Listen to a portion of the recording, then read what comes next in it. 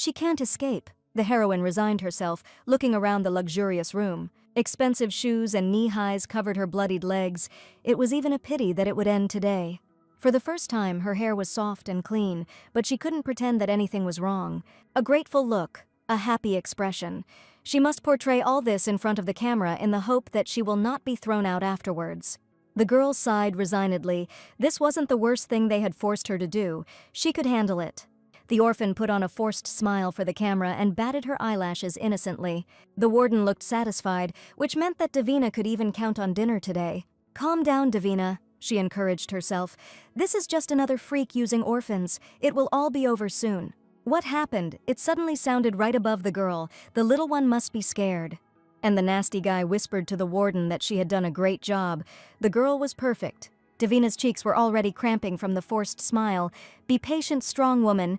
She stopped herself immediately. Now the adults will play with her on camera, and she will return to her dirty and damp corner. And if we go back to the beginning, the reason for her torture was most likely that damn novella.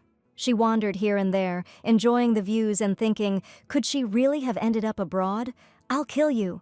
Suddenly a voice was heard behind her, and then some old woman's nails dug into her hand, and she completely lost her fear. "Why isn't Davina at work? The ungrateful brat?" the stranger continued to yell. And the next minute, Davina already had a mop and a bucket in her hands. What the hell? And then the realization hit her. Davina is the name of the main character in that story. A typical story about a modern girl who finds herself in the body of an orphan in a novel, and the plot also begins with an orphanage. Or rather, from a conveyor belt where children of low birth were sent in case something happened to the heirs of noble families. It was strange. She only skimmed the beginning of the novella. The details were so detailed in this dream. Never mind the old hag. The girl threw away the mop and bucket, who cleans in their sleep anyway. An icy shiver ran through her body, because after sleep, a terrible reality inevitably awaited her. She wished she never woke up. "How the hell am I supposed to get out of here?" was heard in the room the very next day. She actually lived the life of the novel's main character, and it was hardly safer than her real life. Davina was also a bullied orphan, thrown into life after the orphanage without any support.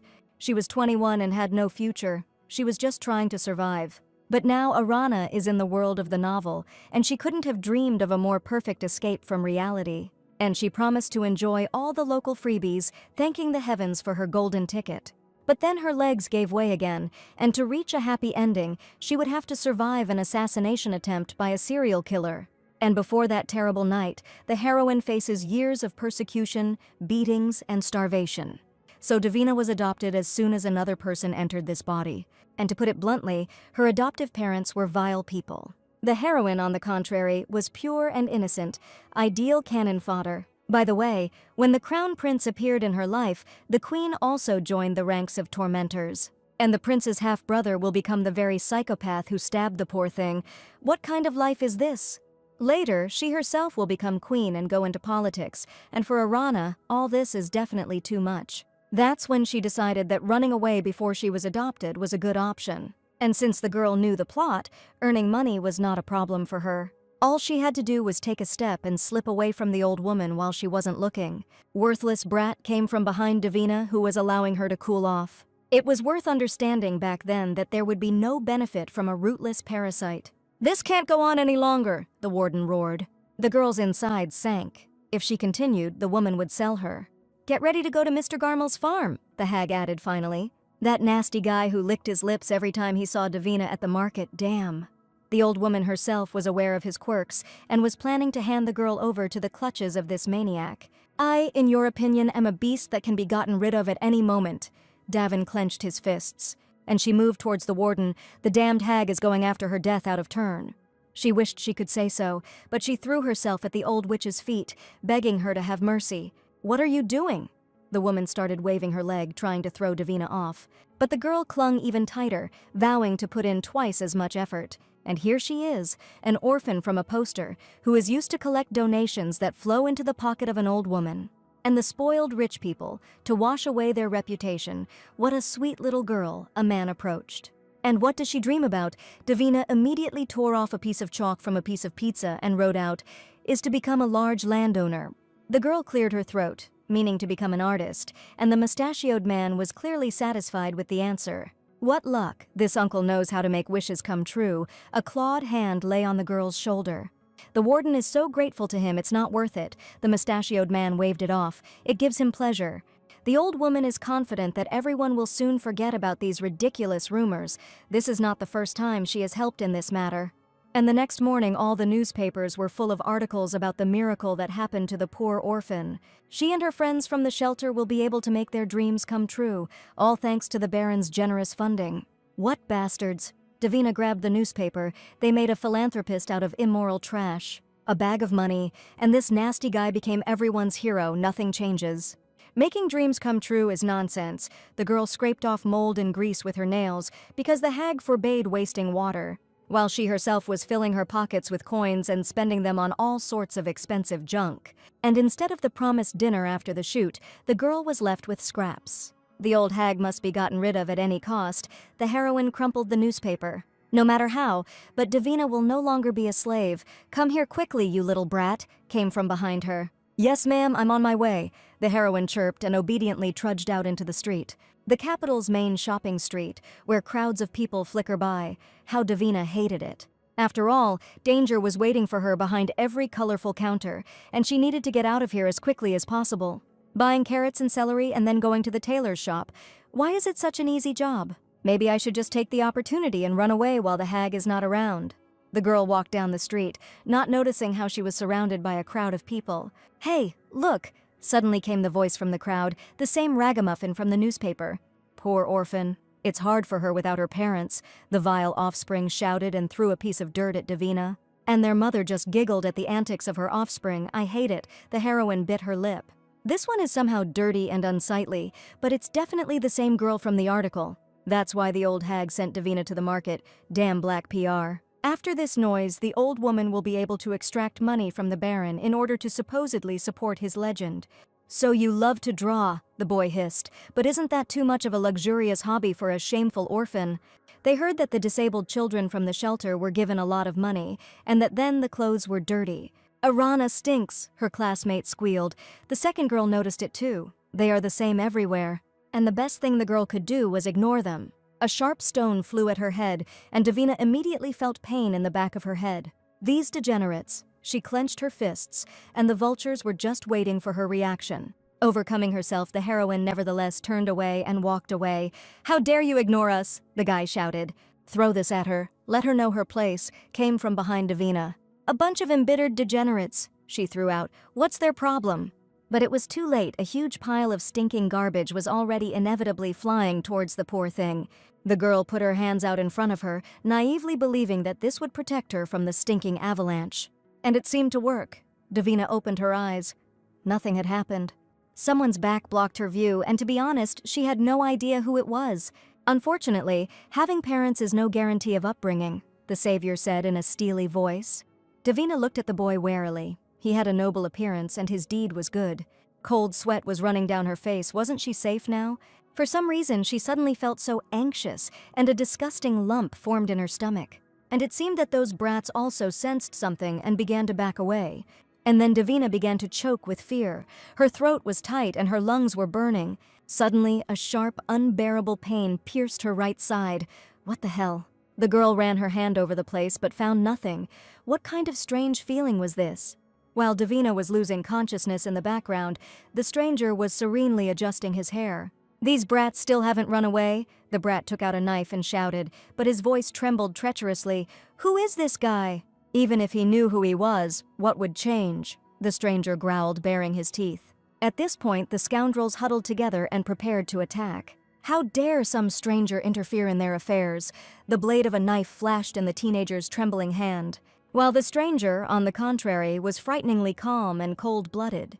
And then the degenerate rushed at him with a knife, but the brunette dodged with the same serenity. Then he grabbed the attacker's wrist with one hand and knocked the knife out. "I can't watch," Davina screamed and closed her eyes, just so the brunette would win.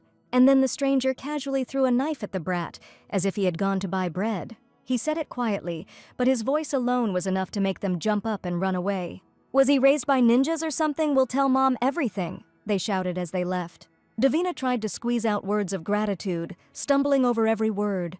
either because the stranger turned out to be indecently handsome or because he never stopped creeping her out. "What are you standing there for?" the stone-faced guy suddenly asked her. "He can't even stand up for himself. It's shameful." Davina's jaw dropped. "Next time, don't hide behind others' backs and accept the challenge with dignity," the brunette added. And then the stranger also suddenly disappeared into the crowd of noisy streets. It's easy for a smart guy to say, "Look how he throws knives," Davina thought. What was that all about? Night fell quickly, but Davina continued to think about him. Disgusting. The guy gave her a strange feeling, and one thing was clear. She needed to stay away from him. Besides, she didn't remember such a passage in the novel at all. He was probably a minor passerby. However, his aura was comparable to the main character's, and goosebumps ran down the heroine's skin again. And even that, and the indifference with which he handled the knife, gives rise to a number of suspicions. The countdown will soon begin. They will come for the girl, and her whole life will once again become a marathon for survival. And even though Davina knew that a happy ending awaited her in the end, she was scared. The heroine jumped out of bed. She needed to pull herself together and not waste the opportunity. She was given a chance in heaven and told, "Go ahead, girl." Davina clenched her fist belligerently. She will join that rotten family and get their benefits, and then she will marry the crown prince. And then she'll be in chocolate. Time to get started with her plan. From now on, Davina will become the ambassador of the aristocracy. And naturally, it later turned out that the good fortune that was sent down turned out to be an ordinary temptation. A few days later, a familiar scream was heard in the shelter. Let the little brat do everything right, otherwise the warden will sell her for pennies to the first person she meets. "Listen carefully," the warden hissed and grabbed the girl's forearm. "The woman won't repeat herself. The girl has to be a good girl today. The little parasite knows what will happen to her if she lets down the warden, doesn't she?" The heroine swallowed. The old hag would sell her to that psycho's farm. Today the old woman is especially nervous, and in general there were good reasons for this. Because very soon the queen herself will honor the shelter with her visit. The girl obediently bowed in reverence. It was a great honor for her to meet Her Majesty. A lie. "What a beauty," the queen chirped, smiling venomously. And then she leaned over to the orphan and stroked her hair. Davina immediately tensed up. After all, only she knew that this woman, without hesitation, poisoned her own child for money and power. To everyone else, Queen Joanna was known for her stinginess with herself, but her generosity to others. But behind the mask of virtue lurked a truly ruthless, rotten essence. And in the end, condemning her own son to torment, this person remained close to the crown prince, and the unsuspecting poor fellow accepted her as a mother. And it is because of this woman that the serial killer will make the crown prince and Davina his targets. Harez Alan von Arselt, who was so moved by the newspaper article that he personally came to see Davina. The heroine looked the handsome heir over from head to toe. He seemed like a nice guy. And as if sensing a gaze on himself, the crown prince responded to Davina in kind. And then he smiled. Damn, the heroine bit her lip, a fatal mistake.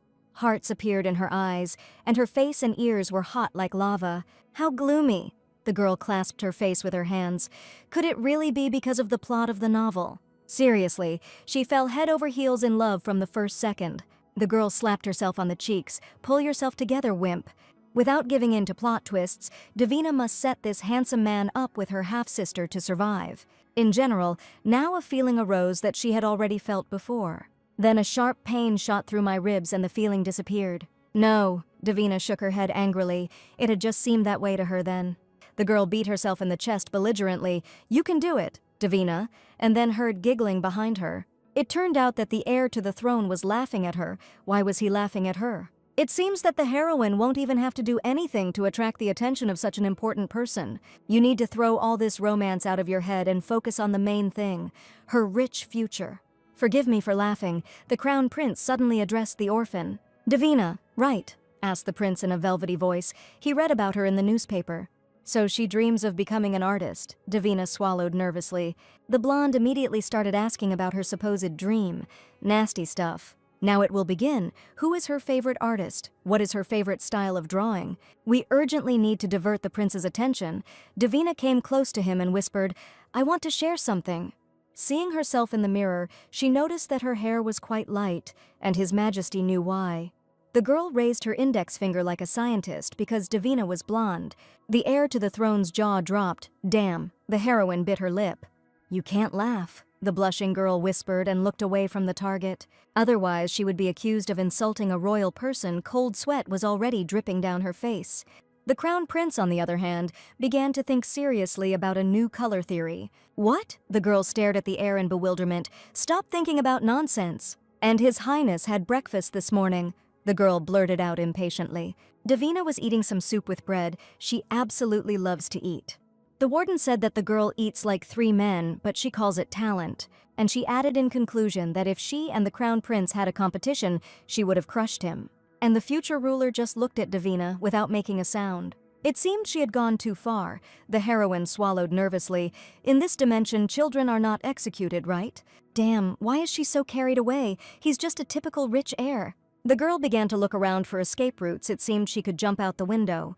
And the emerald eyes continued to drill into her. Damn, she's finished. Then a loud laugh rang out. Davina's manner of speaking was so funny. The crown prince could hardly contain his laughter. The heroine froze. It seemed she had escaped without a trace. It's easy as pie to capture the attention of the guy with whom Roman is already trying to connect. The heroine irritably moved a rag across the window. What a weirdo. The poor fellow was happy with everything that was said. It is not surprising that the evil one, Joanna, chose him as her target. And he behaved so freely, as if they were there alone. The first encounter with hares went smoothly. If everything continues like this, then Davina will be in chocolate. It's just like in the novella. An orphan, struck by the prince's kindness, immediately falls in love with him. In any case, the girl managed to arouse interest in herself. Everything went according to plan. However, the closer she got to her goal, the more scared she was. But there was no way out.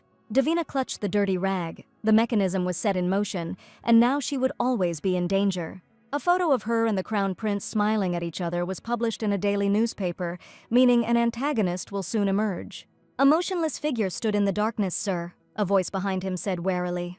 Close the door behind you, my lord said in a steely voice, and the butler swallowed nervously. His master feverishly tapped his fingers on a fresh newspaper and added, prepare the carriage. And looking at the girl's photograph, he whispered, how long have I been looking for you? There were several days in the heroine's life when she received attention from the caregivers at the orphanage, and when they noticed her, she already knew that perhaps today she would have parents. Then she desperately tried to convince everyone that she would become a good member of the family. And of course, the girl was never chosen, and every refusal went straight into her heart like a sharp blade. Each time she blamed herself more and more, considering herself the most worthless person in the world. But today, whether her parents want it or not, the heroine will have a family. Was Davina happy? No, she knew that her family would become her torture chamber. But there is no other way out. The girl must go through and endure everything to find her happily ever after. Family, Davina whispered, as if tasting the word. She shouldn't be so sentimental.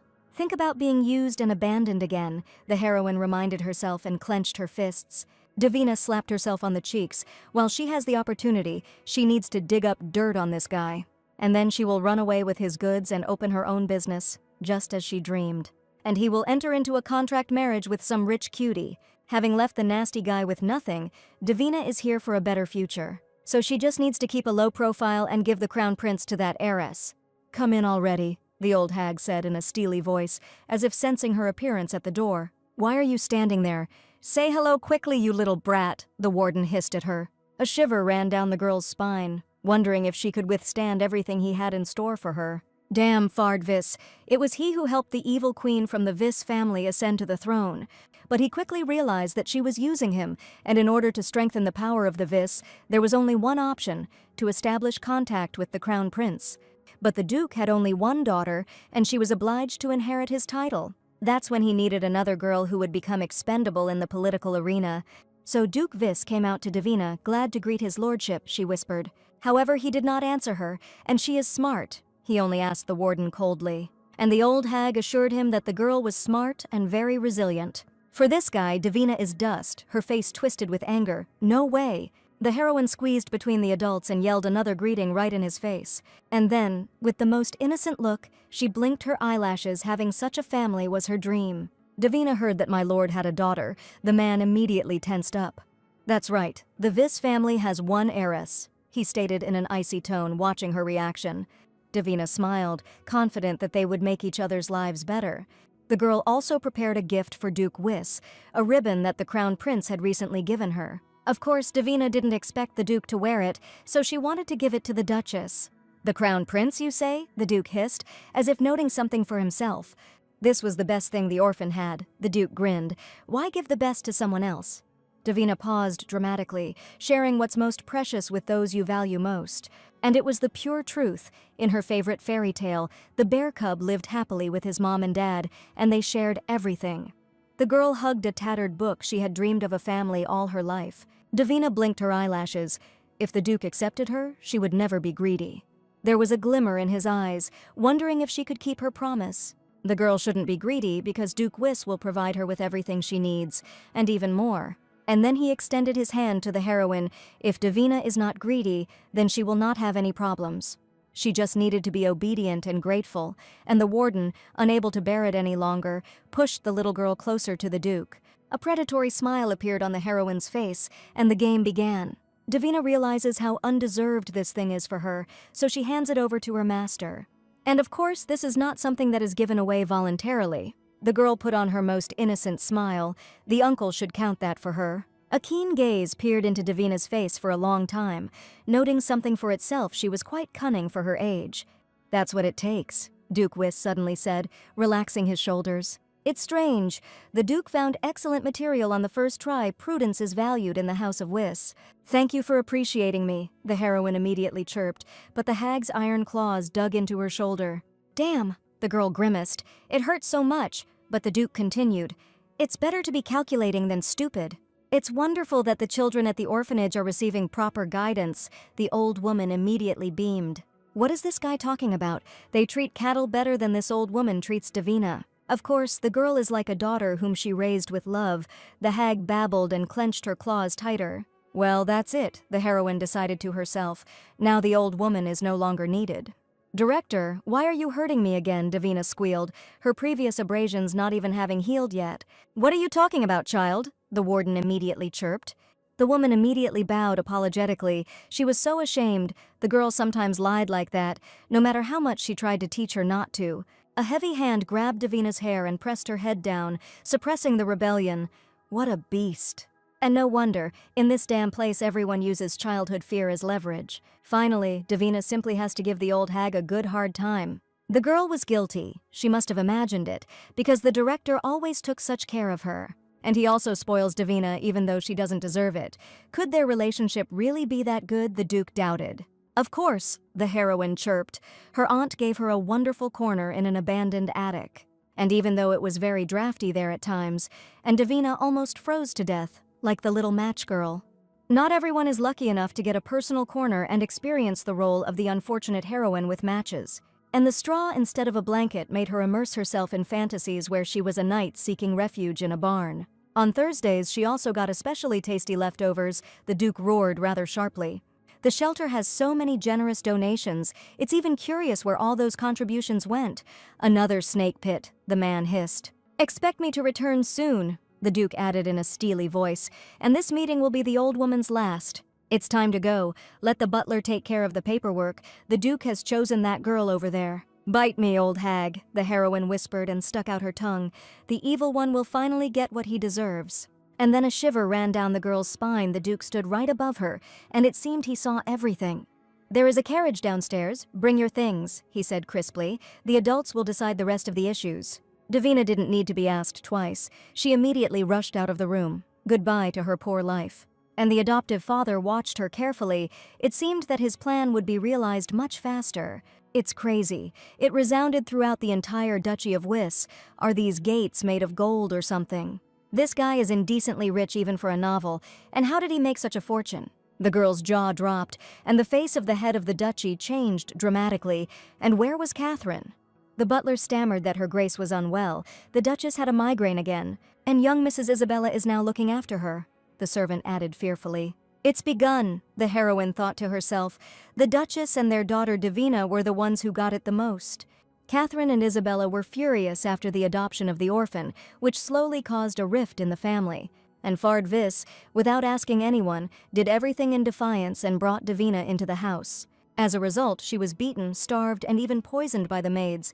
Quite a new life. "Be strong, strong woman, you can handle it," Davina whispered belligerently. "Go ahead," a cold voice suddenly said. The butler will show the girl her room. Entering the Wyss estate, it seemed that everything here was made of gold. Take her away, the owner ordered in a steel voice. As you command, the butler bowed nervously, and his master hurried away down the corridor. And surely in that direction were the chambers of Catherine Wyss. The girl's legs began to shake treacherously. Miss, the servant repeated for the third time. And then the butler's hand slowly opened the door. Your bedroom, little mistress. The girl's eyes immediately widened. She stepped back and whispered, No. The butler stopped, realizing that the heroine was not following him. The young Miss's room was right in front of them. Where was she going?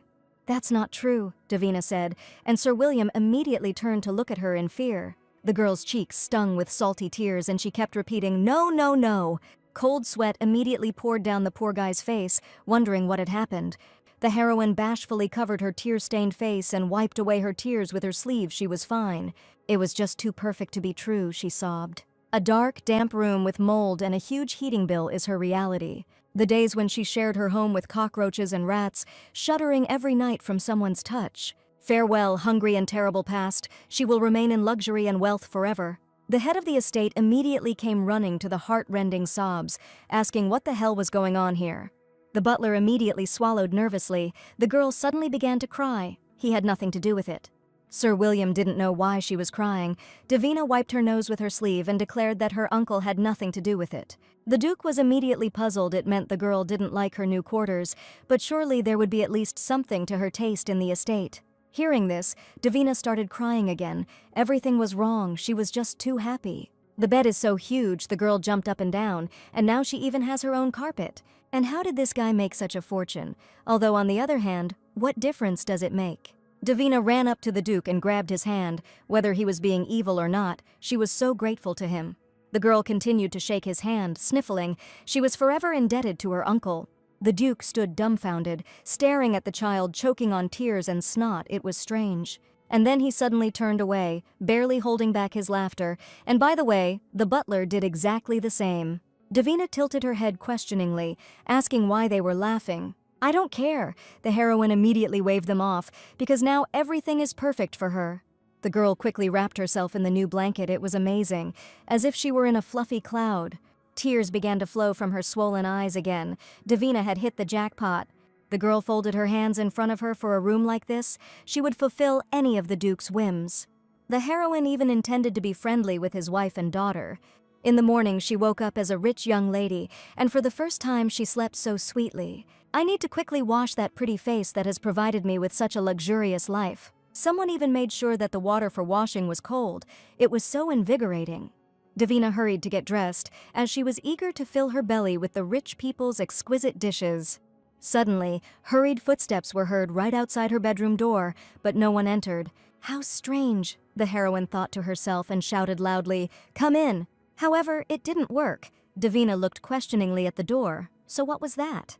Then the girl decided to take a look and quietly opened the door to see who was there. Some maid was quickly moving away down the corridor, but why was she in such a hurry? I'm already awake and ready to receive guests, Davina announced joyfully, and she almost fainted.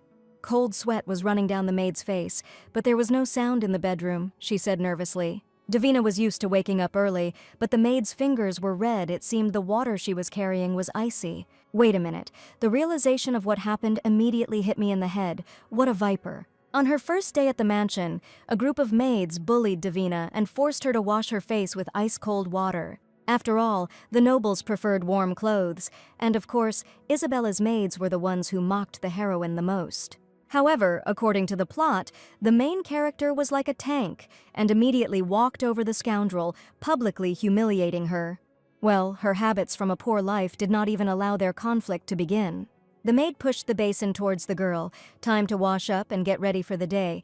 Davina doesn't think so. She had already managed to wash herself with the remains of yesterday's water, but it was so heavy for the maid to carry this bowl here. It's clear this bastard tried to force the orphan to wash himself with ice water. The aunt left her no choice. The grand scandal mode was activated. This water was an iceberg just a minute ago. Was the maid really going to torture her with ice water? Even at the shelter, they gave out heated water. It looks like the Duke is saving on firewood. Everything is wrong. The culprit immediately retreated. This is probably because the miss wears light clothes, and after breakfast the maid will bring her warm dresses. She will ask Madame Isabella for the dresses she no longer wears, the heiress's worn dresses. That's a jackpot. And the aunt had better not disappoint Davina again, otherwise she will receive a fatal bite. Wait a minute, breakfast is already ready. The girl swallowed nervously. Well, of course, Mr. Fard has been waiting for her for a long time. Davina knew it. This girl deliberately made her late. Now it is clear why there was no knock, and her steps moved so quickly away from the girl's bedroom door.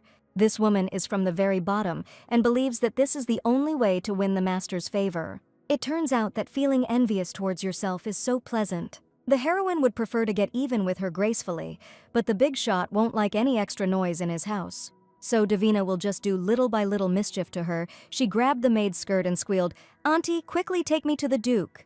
The head of the estate was really tired of waiting for the little miss. The girl bowed guiltily in a curtsy, wondering if his lordship had slept well.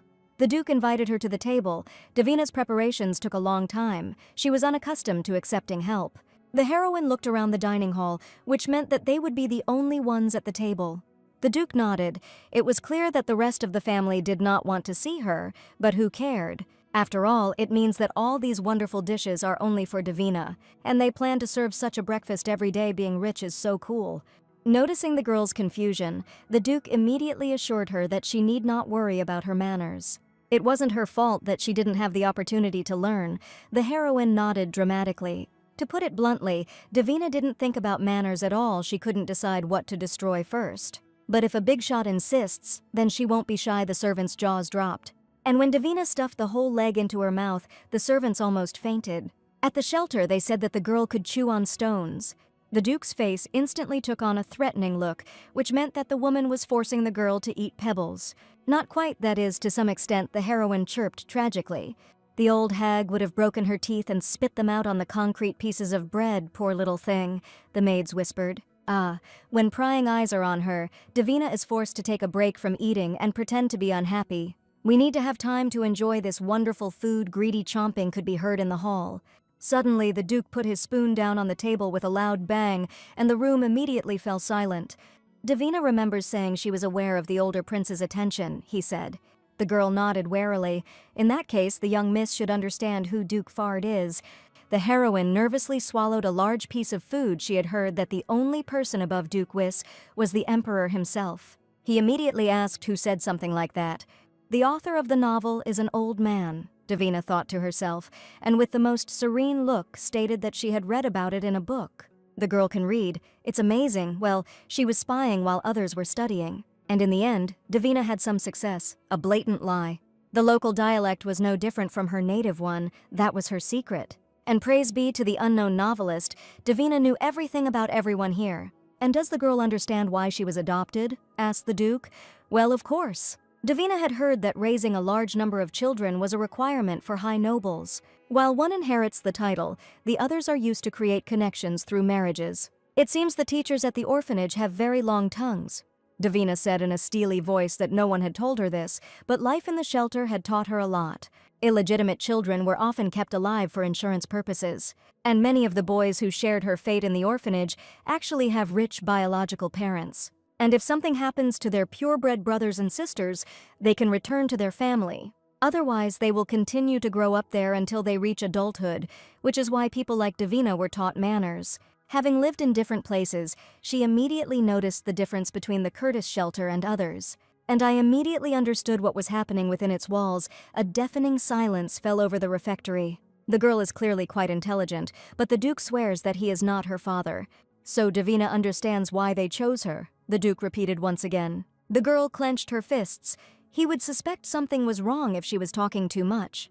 Cold sweat was running down the heroine's face. Perhaps it should be said that this somehow concerns the crown prince. Then the butler announced that the desserts were ready. What a relief, the heroine thought. Everything didn't go according to plan, and for some reason the desserts were delivered earlier than expected. The Duke immediately waved his hand and told the butler to wait until they finished. But it was already too late. The girl's entire attention was absorbed by the cute desserts. Crown Prince, Davina whispered, enchanted. The eldest prince loves cakes and pastries very much. They are so tempting, even the royal big shot cannot resist. Saliva began to flow down the girl's chin. The crown prince was definitely a dessert maniac. The men stared at the possessed child in shock and looked at each other. Finally, the girl stopped short. She had just said all this out loud. The Duke immediately cleared his throat. By heir to the throne, the young miss meant herself. "That's right. That is to say, no, it's all the prince. He's just obsessed with cakes," the blushing girl blurted out. And the Duke suggested using a napkin, since drool was still dripping down her chin. Damn it, the heroine's cheeks flushed treacherously. How shameful. Uncle probably now considers her a village idiot. Davina clutched the napkin. Damn, the heroine was planning to build a serious reputation here, but everything went to hell. Seeing the girl's confusion, the head of the estate offered her to try the desserts so that he could tell the prince about it later. Surely the dessert maniac would not forgive Davina if she ignored the cake. Well, since my lord insists so, the heroine immediately picked up the spoon. It's worth waiting until the girl relaxes and then explaining her situation, the Duke thought. Perhaps she can live with this villain. Davina beamed. Bring in the cake. A fabulous dessert appeared before the heroine's face, and the aroma of strawberries and cream immediately filled the entire room. Her heartbeat quickened. Davina forgot how to breathe. So this is what being in love is. The Duke continued to tell her something, but the girl did not hear anything. Everything was as if in a fog. And the head of the house lowered his eyes. After all, she was still a child. His lordship said something, smacking her lips loudly, Davina clarified. Let the child eat and not be distracted, the Duke answered impartially. It was too early to tell her everything, Lord Vis decided to himself. She was not ready. Let the girl first get used to this house and come into contact with the toxic high society. The Duke looked at Davina carefully. I hope you won't let us down. This guy was clearly not telling her something, but who cares? He treated her to this gastronomic masterpiece. But what if all these wonderful desserts are a bribe from the villain? Well, the heroine can live with that. Mistress, the same maid roared into Davina's ear for the third time. Was she stunned or something? The girl became a minute closer to death, but the maid brought clothes for Miss. The heroine's expression immediately changed. Now this woman didn't seem so unpleasant. Agnes finished much faster than she expected, but then the girl froze. Her dress was torn, but the maid assured her that it would fit her perfectly. Davina chirped warily. Maybe there would be something else. No. The maid immediately threw at her with disgust. This is all that there is for Davina. Or let Miss wear what she brought from the shelter. Agnes folded her hands in front of her with a victorious look. Well, or let the girl sew her dress herself, as the aunt said. It's as if this dress was used to fight off robbers. Is it even possible to fix something like this? Davina ran her fingers over the beautiful bow, the only thing left of the entire dress. Any lady could have handled this. Agnes snapped venomously. It was worth considering. Maybe the girl shouldn't have come here. Davina hissed through her teeth, "Bring the needle," and the maid's face immediately twisted into a satisfied grimace. And then she shoved the sewing basket into Davina's hand and hurried towards the exit. And let the miss not forget that she has time until dinner. She will go to it in what she will sew herself. This woman behaves like a hyena, either by herself or by the heiress's orders. Even if it was on orders, this woman definitely enjoys poisoning the girl. Davina has no room for error. That wasn't in the novel, and now it's unknown what to expect from this house. The girl has only been here for one day, and the guy has already started recruiting her. He lulled her into a false sense of security with a magnificent dessert. A cunning fox, she should be on her guard. The heroine rolled up her sleeves. She wouldn't let anyone take away her golden ticket. It was time to do what she did best.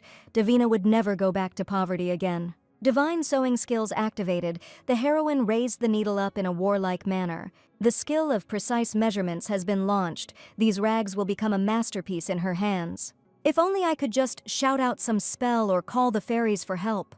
However, this world is also comparable to the real one. There was no trace of magic here. Davina finally finished with her notes.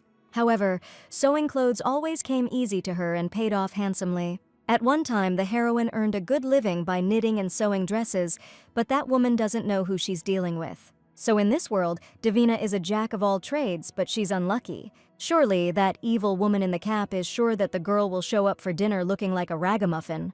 Today she will give Agnes her first lesson.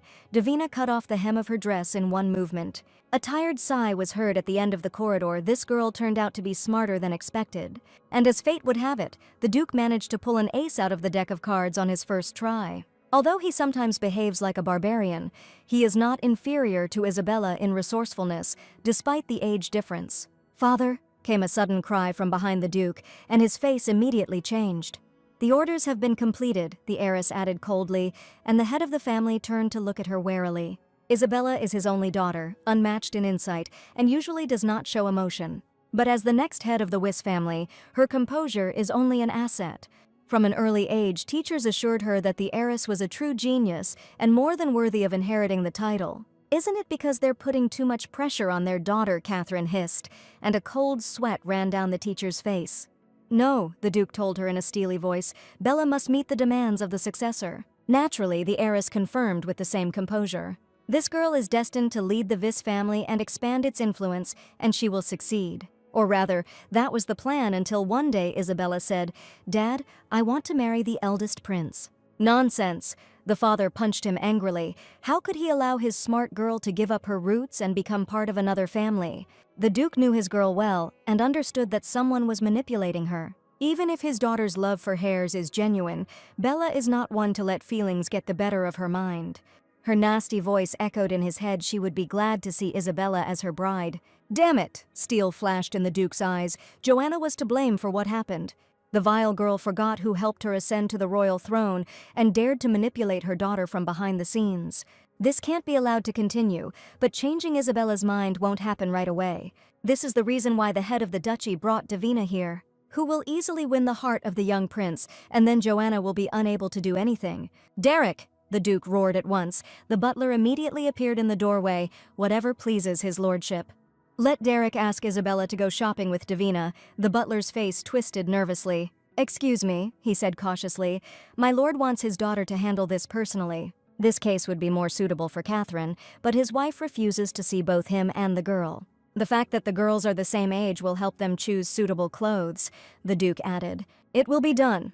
The butler bowed and immediately hurried to the exit.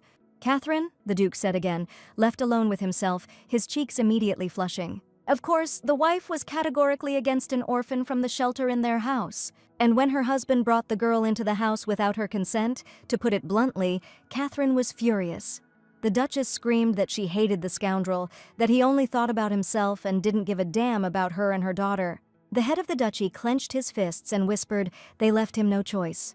Pieces of dress flew mercilessly to the floor, and finally Davina threw the scissors away from herself. When she manages to get out of here, she will definitely open her own dressmaking business. It's time to show this luxury to the world, and at the same time inspect the new home. The Wyss estate was more like a palace.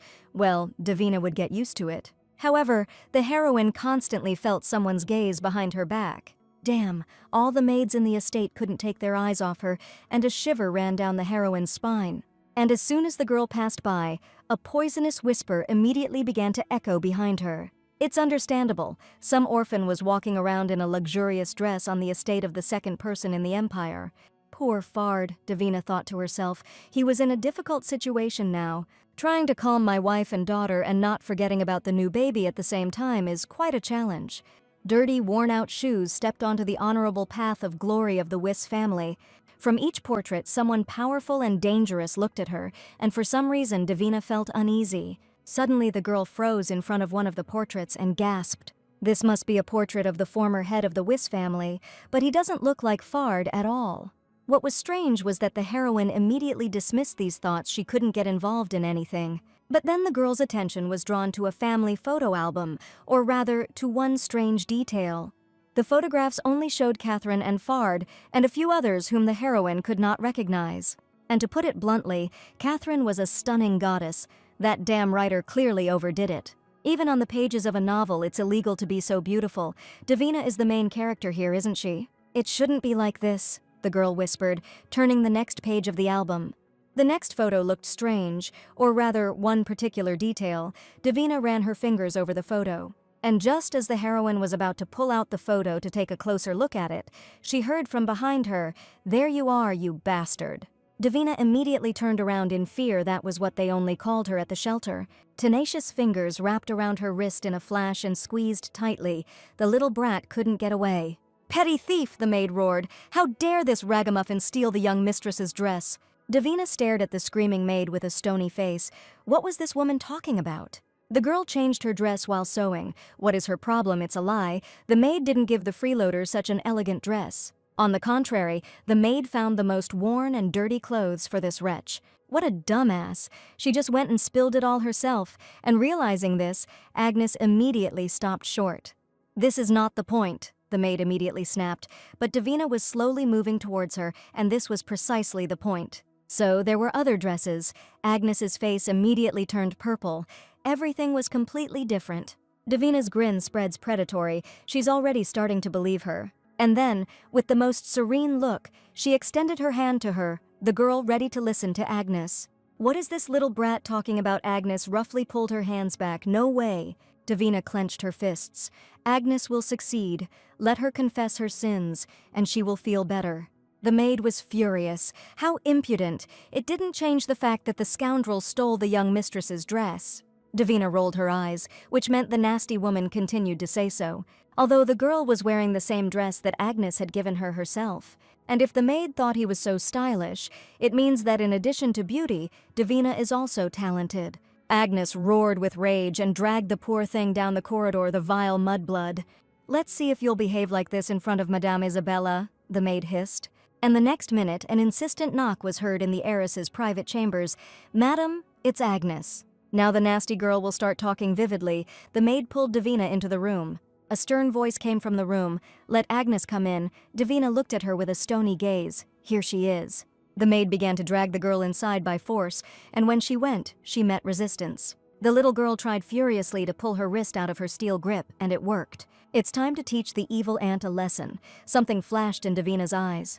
And then a dramatic cry rang out throughout the entire estate, asking why this woman was beating her.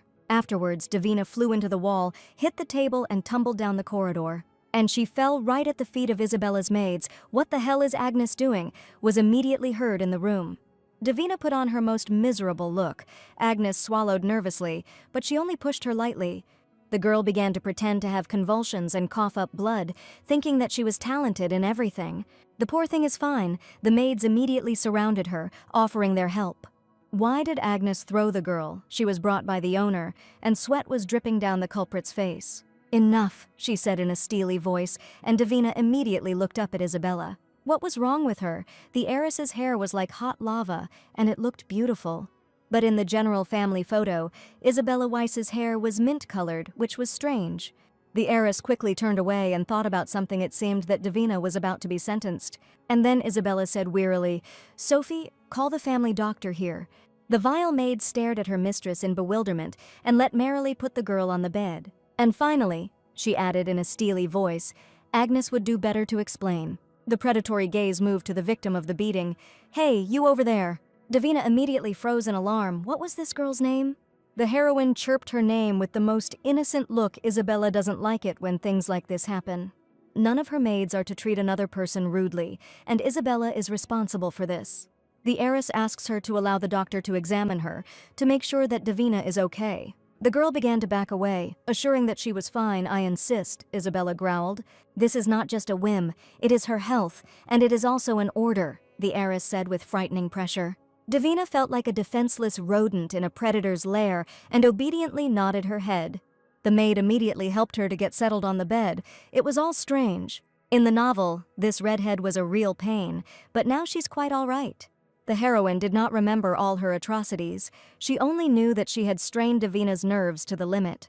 And when the main character exploded, it delighted the readers. But this little one is only 15. What harm can she cause to an adult aunt from another universe? Davina was going to pretend to be hurt and play on her feelings, but the redhead was scarier than she expected. So the doctor announced his verdict. The patient was completely healthy, except for a few bruises. The doctor will prescribe an ointment. "What a relief," said Bella, and threw a withering glance at her maid. "What Agnes is waiting for." "It's time to explain everything." The maid nervously grabbed her wrist. "Damn." And then she screamed hysterically, "This brat actually stole the mistress's dress." Agnes tried to take the thief to Miss Isabella and did not push her at all. "So she stole the dress?" The heiress crossed her arms in front of her. "And what will Davina say?" The girl immediately squeezed out tears. How dare she? Besides, does Isabella ever leave her chambers? The lady would have noticed if Davina had come in, but Agnes would not have given that girl such a beautiful dress. "Look closely," the girl chirped. "You gave it to me." The very dress that, according to the maid, was the most worn and dirty. Agnes immediately bit her lip, and her face turned deathly pale, and it was strange. Obviously, the maid was afraid of her mistress's wrath, but why? Wasn't it Isabella's own order to poison Davina? But then why is Agnes deprived of her support? What if there was a problem in the relationship between the main character and the villain's daughter? This redhead, although she scared Davina to death, still didn't seem bad. It is necessary to hand over the evil aunt. Agnes forced the girl to sew herself a dress due to a shortage of workers. Otherwise, Davina would have worn clothes from the orphanage, but how could she so disgrace the house of the Duke who took her in? Agnes also brought only ice-cold water for washing due to the lack of firewood for heating. The girl decided that there were problems in the Duke's house and did not want to create more problems, so she sewed a dress for herself. In order not to disgrace the Duke's family, the maid immediately roared, "This is all some kind of nonsense." And she added that she would never dare to tarnish the name of Madame Isabella. The villainess's keen gaze immediately fixed on the girl's dress, and Davina felt uneasy. "The girl is right," the heiress said in a steely voice. "This is the dress she threw out not long ago. And this girl's sewing skills are simply wonderful." The maid almost passed out. And then Isabella approached the poor unfortunate woman, but Davina is skilled in verbal manipulation. Agnes has always been quite hot-tempered and has made many mistakes, but she is not that stupid. "Excuse me," Davina chirped in a thin voice. "Well, the doctor will probably leave from here." The heroine swallowed nervously. "You mean to say that I'm lying?" And Isabella was dangerously close. "No, but Davina is a skilled manipulator. And the incident with Agnes is embellished for her, isn't it?" Davina clutched the blanket. "Who is she?" "She is completely different from the one in the novel. There is no trace of that superficial and spoiled girl. But she is actually scary." Isabella realized that the girl is not so simple when she heard that Hares fell in love with her immediately.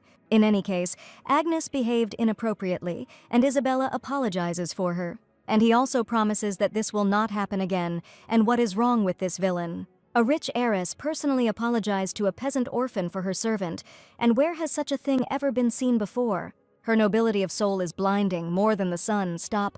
Davina must not give in. The girl bit her lip. There was no need to apologize to her. Davina is just glad that there are no misunderstandings left between them. Wait, she just ruined her own reputation. But Isabella seems so good. She's a fan of hers now, and they'll be friends forever. What was she thinking? Actually, she needed to introduce the redhead to Prince Hares. "All the rumors about Davina and the prince are lies," she blurted out unnaturally. "It must all have been made up by those greedy newspaper vultures. And even if the crown prince liked Davina, it was only as a friend. The prince fell in love with the orphan after one glance." "Nonsense," she squeaked, but such denial usually says the opposite. The thought was unpleasant. Like a 15-year-old being trained by profilers, Davina swallowed nervously. And it only strengthened her suspicions that she needed to stop acting like an amateur. Davina will be arrested for treason if she says that Hares is not her type at all. What Isabella blurted out in shock. "Well, I mean, the crown prince is, of course, good," Davina tried to explain. "But the girl is still too young to be interested in boys. And most likely, mislikes Hares much more." The girl heard that they had been friends since childhood. "And how does she know this?" Davina smiled. The prince himself told her. A blatant lie. Hares is so happy when he talks about Isabella, and again Davina was blatantly lying to her. "He was talking about me," the heiress said, confused. "And why isn't she squealing with delight?" The heroine was sure that the redhead had feelings for him, but what was it with her face? Damn, it looks like Davina just got into something with what's going on here. Everything is not at all as it was described in the novel, and what she has just done. "In any case, I was going to find you," the villain suddenly said. "And it's good that Davina saw her first. And why was the heiress looking for the girl?" Derek had told her to provide her with everything she needed, and Isabella knew that request had come from her father. Taking the notorious orphan from the orphanage was solely the father's decision. Isabella and her mother were against it, and to be honest, she still finds her presence here problematic. Davina swallowed nervously, which meant the redhead was advising her to keep a low profile. "Don't worry," the girl blurted out immediately. "She will live as if she is not here. Davina doesn't need to eat all 3 times a day." She winked at the villain, giving him a thumbs up. Isabella immediately blushed. She didn't want to offend the girl at all. And she shouldn't starve. Isabella isn't going to be horrible to her. "Hooray! We can eat." Davina immediately became languid. The heiress is a good girl again. Moreover, if the girl stays to live in this house, she will later beg Isabella to expel her. And the heroine immediately wilted. The redhead again seemed scary. Even for Isabella, becoming a member of the Wyss family was not easy. Her fingers trembled nervously. The villainess immediately pressed her hand to herself and turned away to tell the truth. She didn't belong here. Davina stared at one point in bewilderment, wondering what was going on here. One thing was clear, something was wrong with the only heir of the villains. But Davina had no intention of stirring up the family secrets of these rich people. She couldn't be seen in the light. And then Isabella suddenly extended her hand, sending shivers down Davina's spine. And the heiress whispered, "Just try to get used to this place. And maybe someday Isabella will call the girl her sister." At this moment, Davina became the head of her fan club. They would become friends, and even a fairy tale man would not ruin it. After Isabella appointed Leah as her maid, she had never worked as a servant before. The girl nodded modestly to Davina as a sign of their acquaintance. It would be better that way. Let the girl take Leah with her, since she has lost trust in Isabella's maids. Davina's smile widened. She was glad to meet the new girl. Leah is happy to serve the little mistress, so all this time the main character believed that Isabella was behind the persecution of Agnes. And this is not surprising, because in the novel the heiress was described as such a villain. However, it seems Isabella has enough problems of her own. "By the way, my lady," Leah suddenly spoke up, "there were all sorts of rumors going around about Miss Davina, and their assistant overheard it out of the corner of her ear. So wonderful. She and the crown prince have an unearthly love. They even came up with names for them, Dares or Havina, and the lady herself chose what she liked best. Since the gentleman married the madam, love has not been heard of here for so long. Apparently the little miss is not in the know. Once upon a time there lived a man in a village, and unfortunately he inherited the title of duke at a young age. And after the tragic death of his parents, he threw himself headlong into managing the family estate.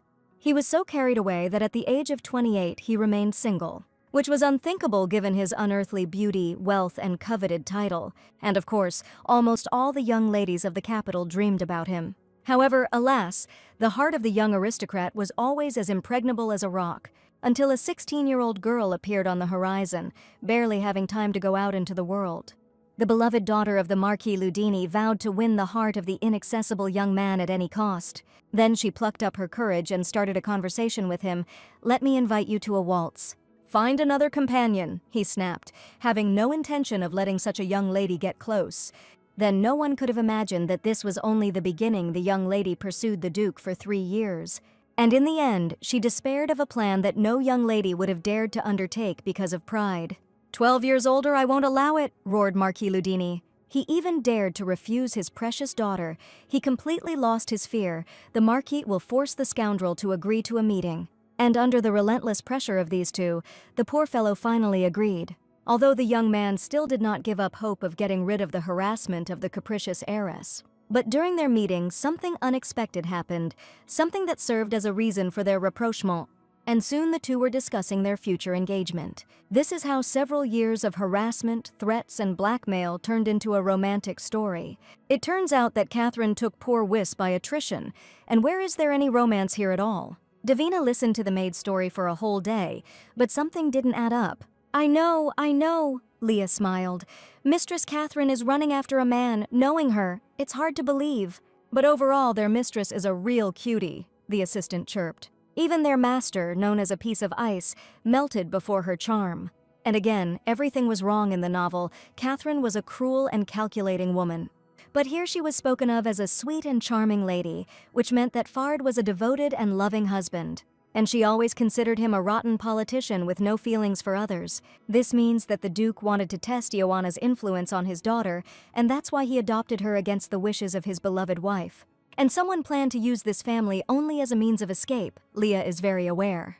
In all this time, the maid was the first one who treated Davina well and did not take advantage of her. Although, on the other hand, the closer Leah is to her, the more influential her position in the house will be. Damn, the assistant must be afraid that others will hate her, for the fact that she became a servant to a freeloader from an orphanage. But why did the mistress think so? Davina has become a thorn in everyone's side here, and Mrs. Catherine doesn't even greet her. And if anyone tries to bully Leah for this reason, let them not hesitate to pretend that she is on their side. Even insult me if necessary, the girl added good-naturedly. The maid tried to object, but Davina didn't let her just do as she was told. Nobody likes the orphan here, and that won't change, so there's no point in suffering because of her. Mistress, don't say that. The maid's voice trembled. Stop, why did she decide to cry? Leah burst into tears that she would never leave her mistress. Even Lady Isabella said that she might someday accept Davina as a sister. Leah squeezed the girl's hands tightly. Lady Isabella will definitely recognize her, and Duke Fard will love her. Then Madame Catherine will recognize Miss Davina. The maid is sure of it.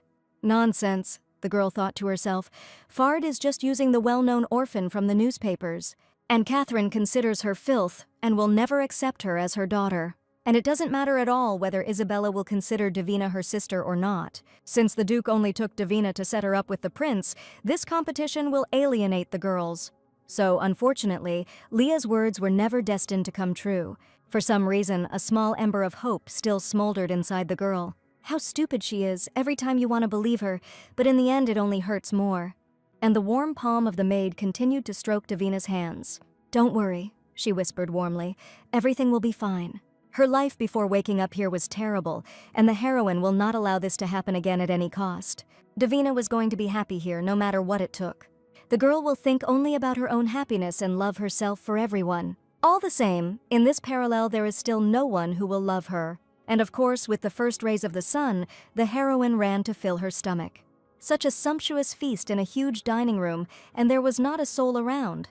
Fard had disappeared somewhere since early morning, and the others simply avoided her, and Davina could eat it all alone. "I'll join you," a voice suddenly came from behind her. "No," she blurted out automatically. "All this food is just for Davina." Isabella stood behind her. The heroine swallowed nervously. That is, of course, let her get comfortable. And what's with the girl's face? It looks like Davina is about to take out her shield and spear. "Oh, come on," the heroine chirped. She just thought Isabella wouldn't want to sit at the same table with her. If that were the case, the heiress would easily have forbidden Davina to eat here. Isabella is curious why the girl thinks she despised her. Davina immediately broke into a smile. She could be so stupid, it was all her fault. And Isabella, with unshakable calm, declared that she had not been avoiding her, but had been busy earlier. Here Davina remembered that the Duke had been shocked by her table manners, but had allowed her to eat as she pleased. But is it possible to stuff your cheeks like that in front of Isabella, your role model? The girl reached for the middle fork with a trembling hand. It looked like it was for salad. In this case, the smallest fork was for the main dish. The girl's confusion did not escape the heiress's keen gaze, wondering what was going on. Davina was taught manners at the orphanage, but not as well as those who were taken into noble families. Therefore, the girl is not very familiar with table etiquette. "You say you weren't taught as well as the others," Isabella said. "It's just that not everyone had the opportunity to study," the heroine announced shyly. "What do you mean others were trained, but Davina was neglected?" the heiress clarified with displeasure. "Many children remain orphans, and only a few manage to find a home, so educating everyone is impractical. And people like Davina should just be grateful that they weren't thrown out onto the street." The girl never considered it unfair and did not dream of more. Isabella suddenly fell silent and did not take her eyes off the girl, as if noticing something for herself. Sweat was pouring down Davina's face as the redhead stared at her silently. It was creepy. "Please eat," Isabella finally said, and added that she would teach her all the rules of etiquette. But let the girl keep in mind that the heiress will not give her any leeway. It sounds threatening. Then the butler ran into the room, and he was obviously on edge. "Madam," he said nervously, "Duke Wyss has just returned to the estate." Isabella immediately jumped up from her seat. Why so soon? Davina should also come out and greet the head of the duchy. "Good morning, father," the heiress said in a cold tone. The Duke's eyes immediately widened as Davina's head appeared from behind his daughter. The girls would have waited for the Duke to eat if they had known he would return so early. The Duke glanced quickly at the table and saw 2 sets of cutlery on it. "Bella? I didn't know you were here too," he said to his daughter with a serene expression. The heiress finally decided to leave the walls of her room. Isabella immediately lowered her eyes. "And her mother still wants to join," Bella shook her head. "Mother still has a headache," the heiress said. The Duke rolled his eyes. "Well, of course." And then his face changed abruptly, and the atmosphere became eerie. "Don't forget, Bella, I knew your mother long before you did." Cold sweat was running down Davina's face. It was clear who the redhead took after when she was so creepy. Afterwards, the head of the family turned to the butler and ordered him to bring some cutlery for him too. And it seems like the atmosphere suddenly got worse because of Davina. The girl felt uneasy and began to back away. "Stop!" a stern voice ordered her. "There is no need to feel guilty," added Duke Wyss. "Please sit down," he said and pointed to the table. "Okay," Davina swallowed nervously. This silence was driving me crazy a little more, and the girl would stick a fork into her carotid artery. It would have been better if these two had simply mocked her, the heroine thought to herself. "How is his lordship doing?" Davina blurted out, unable to bear the tension. "The girl can call the Duke her father." Like Isabella, the heiress immediately lowered her eyes. Damn, what the old man is doing, Isabella hasn't even become her best friend yet, and he's already driven a wedge between them. Davina grimaced. She wasn't going to call this guy father until his daughter accepted her. The girl continued as if nothing had happened and described how her father's day had gone. So Davina's day was full of joy, as always, and what exactly brought her joy? Mrs. Isabella taught the girl a lot, and the heiress immediately became tense. This did not escape the heroine's attention, but what exactly did she say? Isabella's hands began to tremble treacherously. What was going on here? Why was she so afraid? If she simply didn't like Davina getting close to her father, Isabella would have spoken up directly. And Davina decided to continue. "My lady took care of her and told her a lot of things." The father's eyes flashed in an unkind way. It seemed his daughter had changed her mind. "These were only short conversations," the heiress explained in a trembling voice. "Isabella's father himself told her to keep an eye on Davina," she added.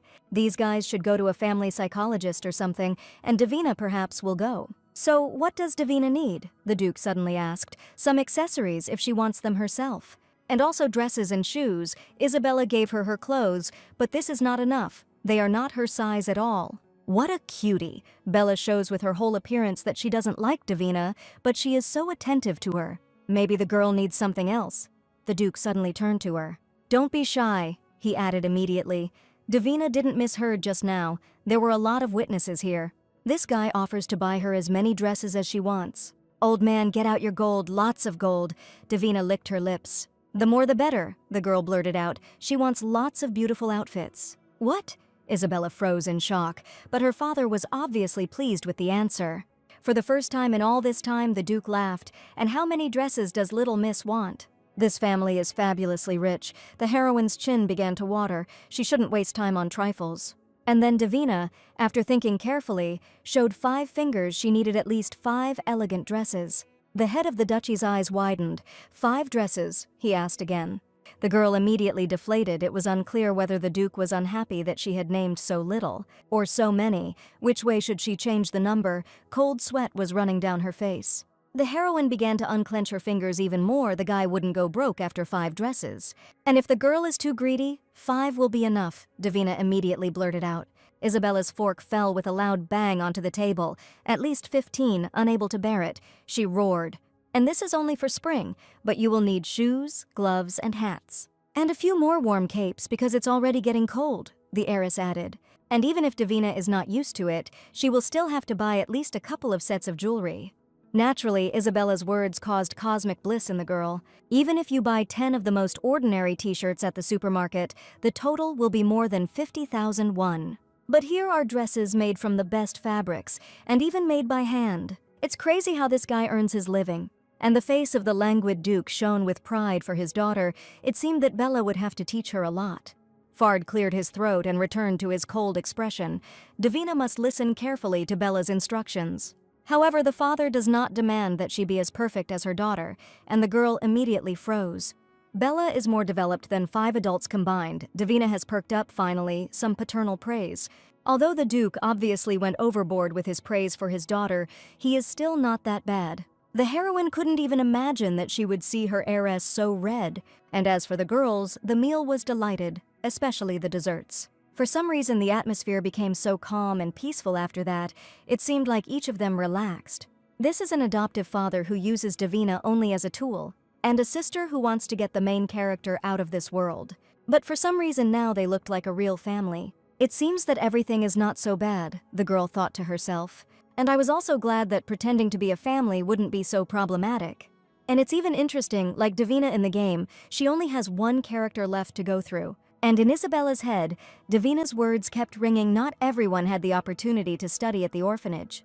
But the girl was still grateful for the roof over her head and didn't even think of dreaming about more. That's why I had no particular reason to be upset about what it's like to live like this. To forever suppress one's desires and yet live in peace with oneself. Something Isabella had never experienced before. The heiress mentally transported herself to her past. Her father told her every time that she should look after the forest. You always have to be on your guard, and behind the broad foliage there are rotten roots hidden. Some trees may have been cut down by strangers. A good leader should be able to notice this. This forest is the Duke's creation. Just as the father tried to grow a forest for his daughter, so she should do the same for their family. She was expected to be a better leader than her father, and that was what everyone expected from Isabella, nothing less. And of course, the girl promised him that she would definitely become like that. "Please don't disappoint me," the voice repeated. "Be the best. Do it right." The reputation of the entire family rested on the shoulders of the frightened girl. And with each passing year it got worse. Isabella had just started, and a break was already needed. The mother boiled over. Catherine smiled venomously. Her father has high hopes for his daughter, and each family teaches its heirs differently, and the daughter understands this. The heiress of House Wyss must bear the weight of the crown in order to wear it.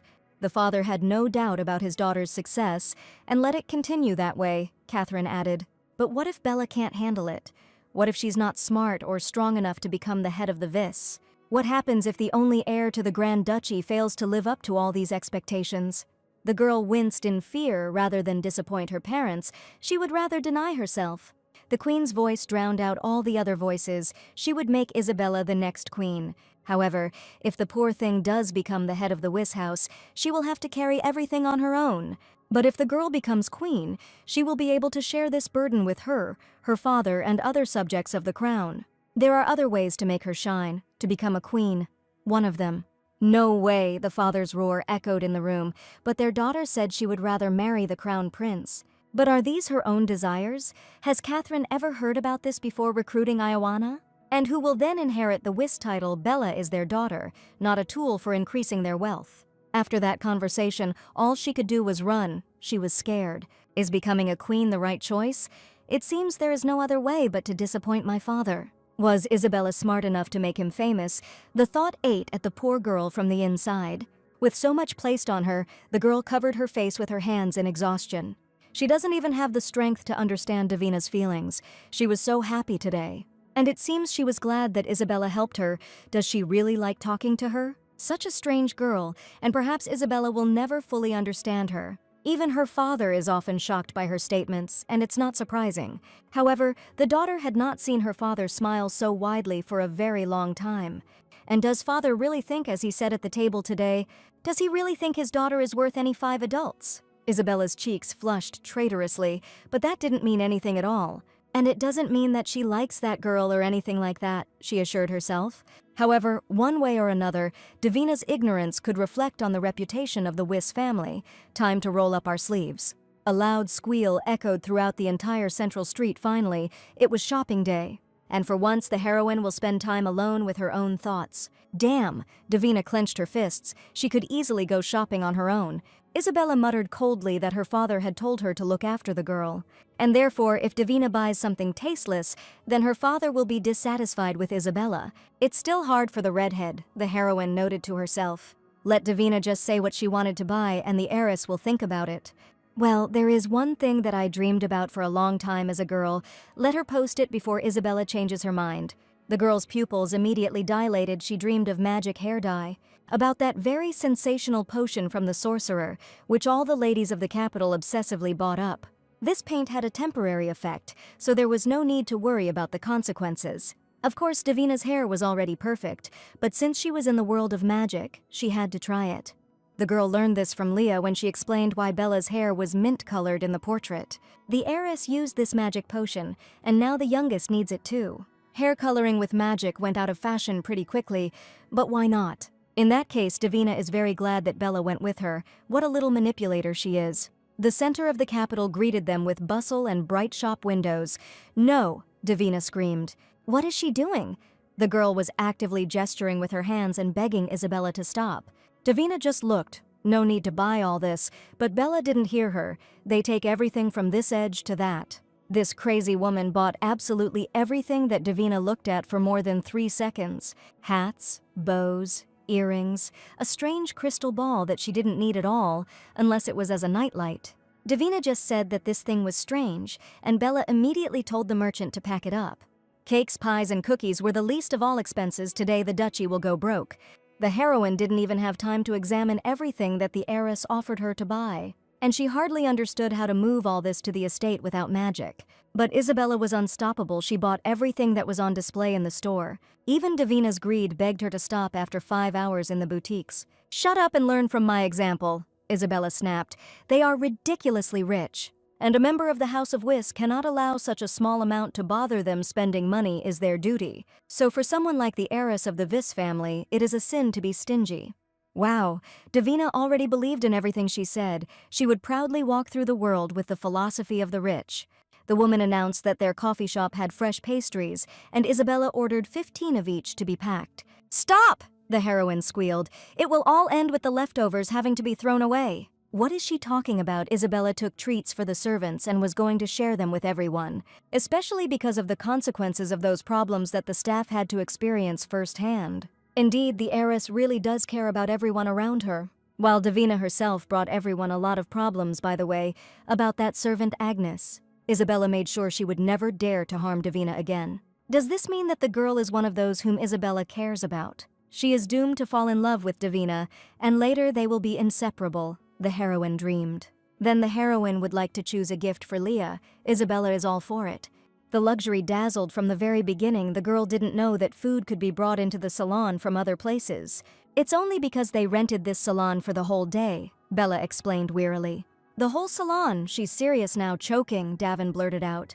Isn't it typical of Bella that she wants to see all the salon employees focused on her? Well, on the other hand, what did the heroine expect from the members of this family with their position? After all, the only ones in this state who are above the Vis family are the royal family. "They are from the House of Whis, remember that well," Isabella said. "Everyone knows that. Just a little bit more, and Davina will fall in love with her," to say that without even blinking. The woman left the hall and announced that all preparations were complete and it was time for them to go. "Please," the assistant chirped, and Davina's jaw dropped. Wow, and the heroine is allowed to choose something here. Her eyes could hardly bear all this luxury. "They will take that dress from the main display case for the spring." Davina was afraid to even breathe on it. "We also need shoes for a picnic, as well as casual and dance shoes. Let the assistant also pack each pair from the display case in different colors. But the heiress will take these white pumps for herself. And those black ones, I don't want them to go to anyone else," Isabella explained. How could this be a reason to waste money? Didn't Duke Whis get angry about it? Didn't he ask to be called father? Or is Davina only so obedient in front of him? And as soon as the Duke turns away, the girl disregards his orders. How dare she? For some reason, the heiress's cheeks turned red, and the next words came with difficulty. "And while we're at it, Davina can call Isabella her sister too." Since they were calling the same man father, addressing her as mistress was starting to get on her nerves. Of course, Bella didn't expect this right away. The girl herself needs to get used to it. If it weren't for the novel, the heroine might have thought that she was pleasing to the villain. But we must not forget that the only reason she helps Davina is the Duke's orders. The heroine sighed. "It was close, don't forget. You're just being used," she reminded herself. But Davina isn't going to answer anything. The girl stretched into a duty smile. Now Bella is her little sister. Then the heiress gave her a displeased look. It seemed Davina had forgotten.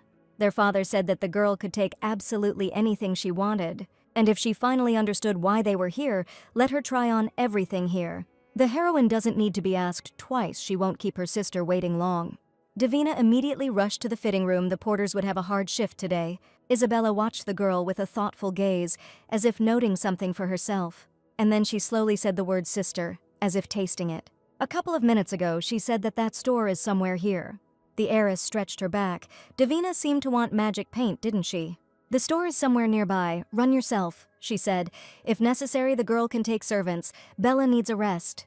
The heiress told her not to hurry. It seemed she was very tired. Finally, freedom. Before this, the heroine had no opportunity to look around. But on the shopping street, the signs only bore the names of the owners. Why didn't any of them write what they were selling?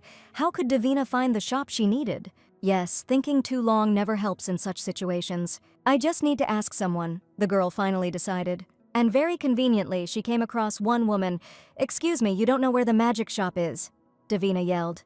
The girl needs magic paint, but it has gone out of fashion and is hardly sold anywhere. Or rather, not a single shop in the area sells such things. It's unlikely that the heroine's heart could withstand such a blow. A deafening roar echoed throughout the street, which is why the heroine suffered all this. After a dramatic scene, the stranger took pity on her and suggested going to the shop for 1,000 little things. The girl had to follow the brick road to the very end. And then the curious little girl would immediately understand where this shop was, and Davina obediently went into the gateway. And at first everything was as usual. Small shops, friendly sellers. The girl had been following the unknown woman's lead for quite some time. And nothing. The heroine had already begun to think that she had simply deceived her. Then Davina looked up and squealed in horror at how she ended up in this terrible place. And this is definitely the same settlement. Cold sweat was running down her forehead. The girl read the name of the street on the fallen sign, Raquel Street, 43. Surely 43 is the number of those killed in this house, Davina shook. Here the heroine's eye caught the very same treasured sign, a shop of 1,000 little things. But Davina no longer wanted to go inside. She needed to listen to the redhead and take the servants with her. The girl sighed heavily. Stop being such a coward, she told herself. Because of her, Isabella already has a lot of problems, and Davina must deal with this one herself. You can do it, you can do it, she kept repeating and abruptly opened the shop doors. The inside of the gloomy little shop was covered in cobwebs and mold, and a human skull lay on the table. Wherever the girl ended up, even though everything here looks creepy, it still reminds me of a magic shop. Davina stepped forward with much more confidence but immediately paid for it. A glass vase appeared under her foot, and of course, the heroine fell heavily to the floor. The culprit immediately collapsed under Davina's weight, but managed to strike back. Davina struggled to get up and ran her hand over the back of her head, which hit her hard. But the girl was still able to get to her feet without outside help. And what kind of idiot thought of putting a glass vase right at the feet of customers? Someone might get hurt, and then Davina felt a sharp pain in her arm. Damn, it looks like the girl cut herself on the shards of the vase, and also on her dress. It was torn and covered in her blood. Damn vase. Davina had already regretted 100 times that she had gone to the end. Suddenly, some strange smoke began to billow out of the broken vase. And then wisps of smoke surrounded the entire room and began to emit a magical glow. An icy shiver ran down the heroine's spine.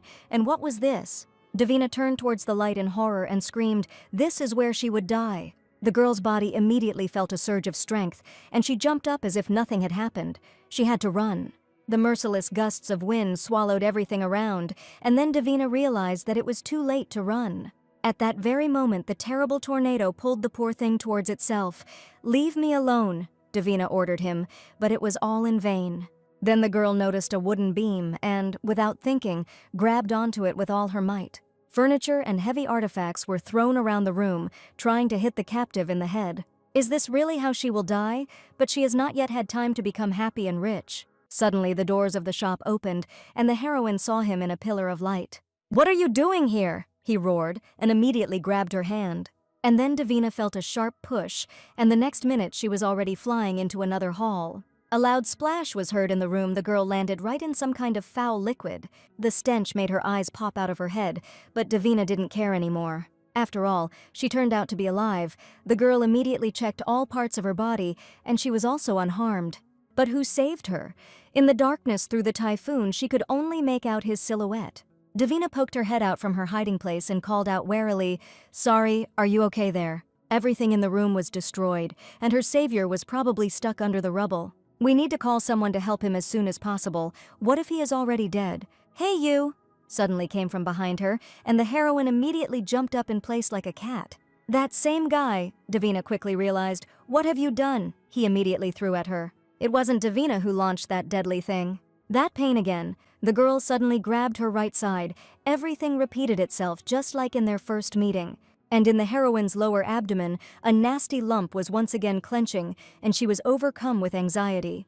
And his look, why does she want to find refuge when she meets him? It must all be part of the novel's twisted plotline. But why pair the main character with some random secondary character? That's nonsense. Here the girl noticed that the savior was staring at her. "Who are you?" he asked casually. That is, the boy did not remember Davina at all, and how could he forget such a cutie? But on the other hand, it's even better this way. The heroine will pretend that she doesn't remember him either. Davina immediately pretended to be innocent. She was just an ordinary customer. The girl looked into the magic shop for hair dye, 1 bottle of it, and they will be gone. The buyer then, the guy smiled slyly, and this was her shopping. The girl created all this chaos just to change her hair color. It's not like that. Davina didn't even have time to touch anything. She was just looking for the magic paint. It's right in front of her, the guy said with a stone face and pointed his finger at the chest. What the hell? Where did it come from? And why hadn't she noticed it before? And as luck would have it, this particular part of the shop had survived. Where the hell is the owner of this shabby little shop? The guy smiled. He was also right in front of the blonde. What a nasty thing. Davina bared her teeth, and she had to embarrass herself like that in front of him. She had to attack first, she decided, and with the most serene expression, she declared that she had made a mistake. And she was also grateful to the boy for saving her. Her fingers reached for the treasured bottles. Davina wanted to buy only one potion, but as a sign of gratitude, she will buy them all. The girl has been compassionate since childhood, so she will not sue him for the injuries she received. What an impudent woman, the young man said crisply. She destroyed everything here and considers herself entitled to sue. Damn, this guy isn't that simple, but the heroine already has a plan in her head. Didn't the boy know that this is a new court ruling? He, as the owner, bears most of the responsibility. And in cases of slippage, the buyer is always right. What is the blonde talking about? It could go on like this for a long time, and the buyer would be left in the dark whether the floor was wet or not. Therefore, according to the court ruling, the owner must cover 80% of the damage and compensate the buyer. The boy picked the wrong one. In front of him was an aunt who had worked for several years with greedy clients and a hellish boss. In short, it wasn't Davina's fault that she slipped. He knew that. There was not a single sign warning of this in the teenager's shop. So let the brown-haired man be glad that Davina is not suing him. Stand. A threatening voice sounded behind her. It seems it didn't work. Maybe the heroine will just run away with the treasured jars. The magic dye comes in a variety of shades, but the blonde had trouble seeing the selection. Wait, why did he suddenly become so polite? Davina destroyed half the shop for him. This guy must be very dedicated to his craft, which is only to the girl's advantage. Davina walked down the steps warily. Perhaps she would take a couple more bottles. And what color does the customer want? She heard that there are special color options. That's why Davina wanted something unusual. Maybe the brunette had heard about the space ruler. In the capital, they said that this line shone like stars in the sky. The boy smiled widely. He knew this collection well. So, after causing immodest damage, the heroine finally decided to return. "I'm back," she said nervously. Isabella spat tea on her dress in shock. And of course, the whole salon was horrified, and Isabella's screams did not subside, wondering what kind of hell Davina had fallen into. Through her screams, the girl managed to say that she fell down the stairs. Isabella would have believed her anyway if she had told the truth, and luckily, a new dress was found quickly. An hour later, the heiress finally calmed down, and her sister managed to rest, Davina clarified nervously. And the girl found that very magic paint just as she wanted. Usually, several bottles are mixed at once to obtain a special color. Hadn't they told Davina about this? Isabella immediately doubted. No, she immediately handed over that guy. That seller assured her that this bottle could handle it alone. Isabella thought that perhaps this was a solution for those who didn't want to bother with mixing. When they got home, the girl couldn't wait to dye her beautiful hair. She shouldn't wave her arms like that, otherwise she'll rip this dress too. And there are no spare outfits in the carriage, Davina smiled, but now a whole 100 of them are waiting at home. Given Bella's and the Duke's character, Davina now thought hopefully of Catherine as well. Or she is too naive. In any case, after the incident in the shop, nothing worse will happen.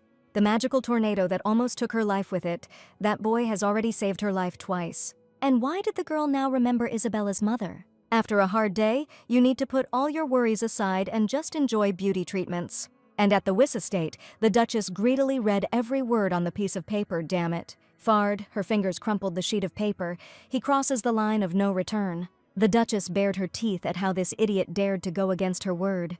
The piece of paper flew into the fireplace. Catherine will be impatiently waiting to see where this will all lead now.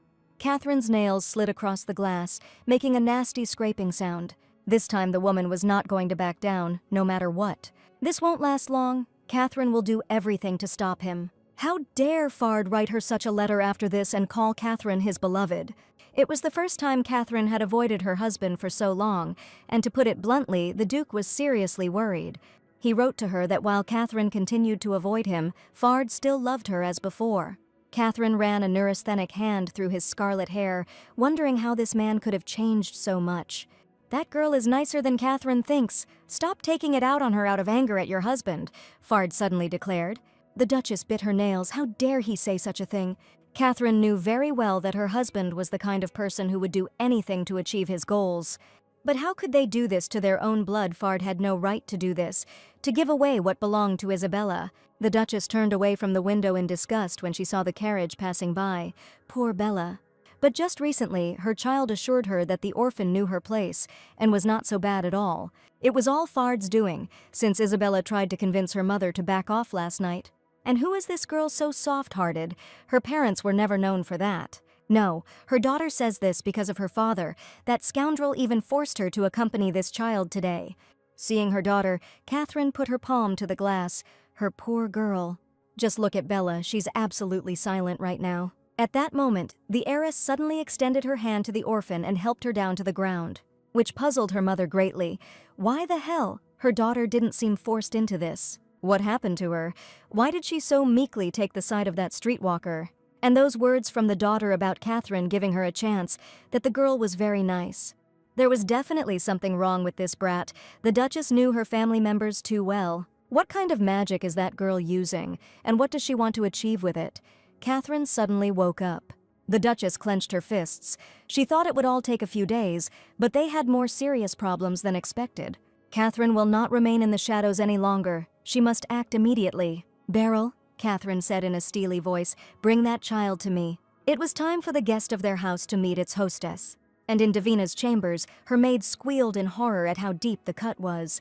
How the little lady endured this pain all the way home, but the girl assured her that she was fine. But my lady was bleeding, Leah protested. It was just a scratch. What a relief that there are still some healing potions left in this house. Otherwise, the lady would have been left with a scar. A sweet smell filled the room. Wow. Davina was delighted. Her wound on her arm immediately healed. This means that the girl had never seen healing potions before. This is terrible. What kind of life did the young lady live? It seems Davina got the most sentimental servant. We need to change the topic urgently. By the way, a girl bought some magic paint here, which obviously surprised Leah. She thought it had already been taken off the market. No, for this thing Davina went through a real thriller. The brat was unlucky. And what color did the lady choose? Davina proudly held up her index finger, the Milky Way from the space ruler. The color of the galaxy? Leah said dreamily. It consists of 5 bright tones. The maid immediately beamed. She couldn't even imagine how beautiful it could be. We need to try out the magical device immediately. Leah will help the lady dye her hair. The maid immediately filled the bath with hot water. It's like using regular shampoo. But Davina was only worried about 1 bottle being enough for her entire head of hair.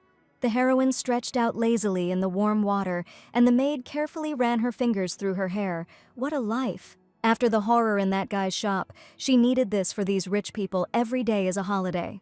Davina began to imagine herself with a new hair color. Wouldn't she become the most beautiful flower in the capital? But what if she likes the cosmic shade much more than her natural one? You can't just jump on the first color. A girl should try everything. Here, cold sweat started to run down the maid's face. Here's the thing. The lady was sure that she had chosen the right shade in that store. Davina immediately tensed up. Leah covered her mouth with her hand in horror. The lady should first look at this before continuing. The maid, with trembling hands, brought the mirror to her mistress. But what happened there? Why was Leah so worried? Any shade would look great on Davina's gorgeous hair. But seeing her reflection in the mirror, the heroine immediately grimaced. What the hell? Then there was an insistent knock at the door, and someone's frightened voice announced that Madame Catherine was looking for Davina. That embittered lady with her complaints. The girl swallowed. Why now? Catherine folded her fan angrily. She couldn't believe that some little scoundrel had made her wait. This brat already seemed to be at home and dared to disregard Duchess Wyss. The maid nervously announced that the girl needed time to prepare for their meeting. It's nonsense that it can take so long to cook. She's not baking a cake in the bedroom. Catherine will not allow herself to be manipulated. Get out of my way, she roared. The Duchess was immediately greeted not by her daughter, but by this cunning girl who dragged Bella along with her. However, Catherine won't let her daughter's presence stop her. It was a great honor for Davina to meet the mistress of the estate. The girl jumped up immediately. Don't even dare say hello to me, the Duchess growled through her teeth. Then, before her eyes, the scarf flew off the unwanted guest's hair. What the hell? The Duchess immediately jumped to the side. What was wrong with this girl's hair? A few minutes earlier, the heroine, sobbing under her breath, was repeating that she was doomed. The time has come, that fateful meeting, and a worse moment, for it could not be imagined. Enough whining, the heiress immediately snapped. Davina didn't kill anyone. "Mother won't scold her," Isabella assured her. "The girl is not guilty of anything." Well, of course, she should have seen her face when Davina took off her headscarf. But the girl was grateful that Bella did not abandon her and waited for Catherine with her. "They're coming," the maid announced nervously, and both girls on the sofa immediately shivered. "Is it legal to be so stunning?" Davina's jaw dropped. Catherine looked like Isabella's older sister, but not at all like her mother, and this gorgeous woman was disgusted to even look in her direction, as expected. The Duchess walked past her silently, lifting her chin in disgust.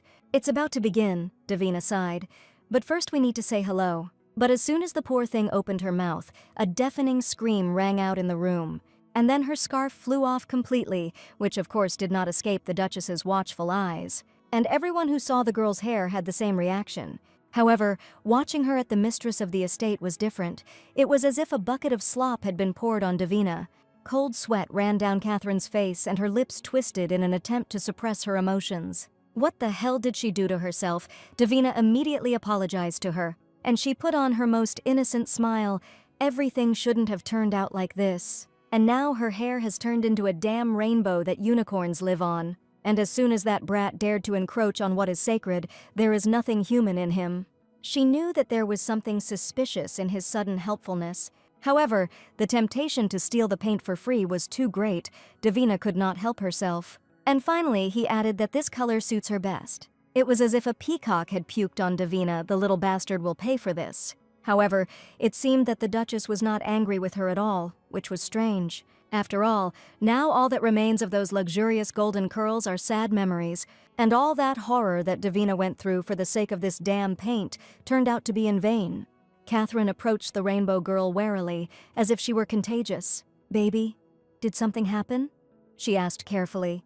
"Maybe someone offended her or forced her to do this." Davina burst into tears. She saw Bella with mint-colored hair in the portrait and wanted it too, but they gave her the wrong shade. The girl just wanted to become even more beautiful, even though it's hard to believe. Suddenly, the doors of the room swung open. What the hell is going on here? What is Catherine doing to Davina? The Duke heard the girls crying coming from behind the door of her bedroom. Here the man froze in shock. What artist wiped his brushes with Davina's hair?" Bella sighed wearily when she saw her portrait with aquamarine hair.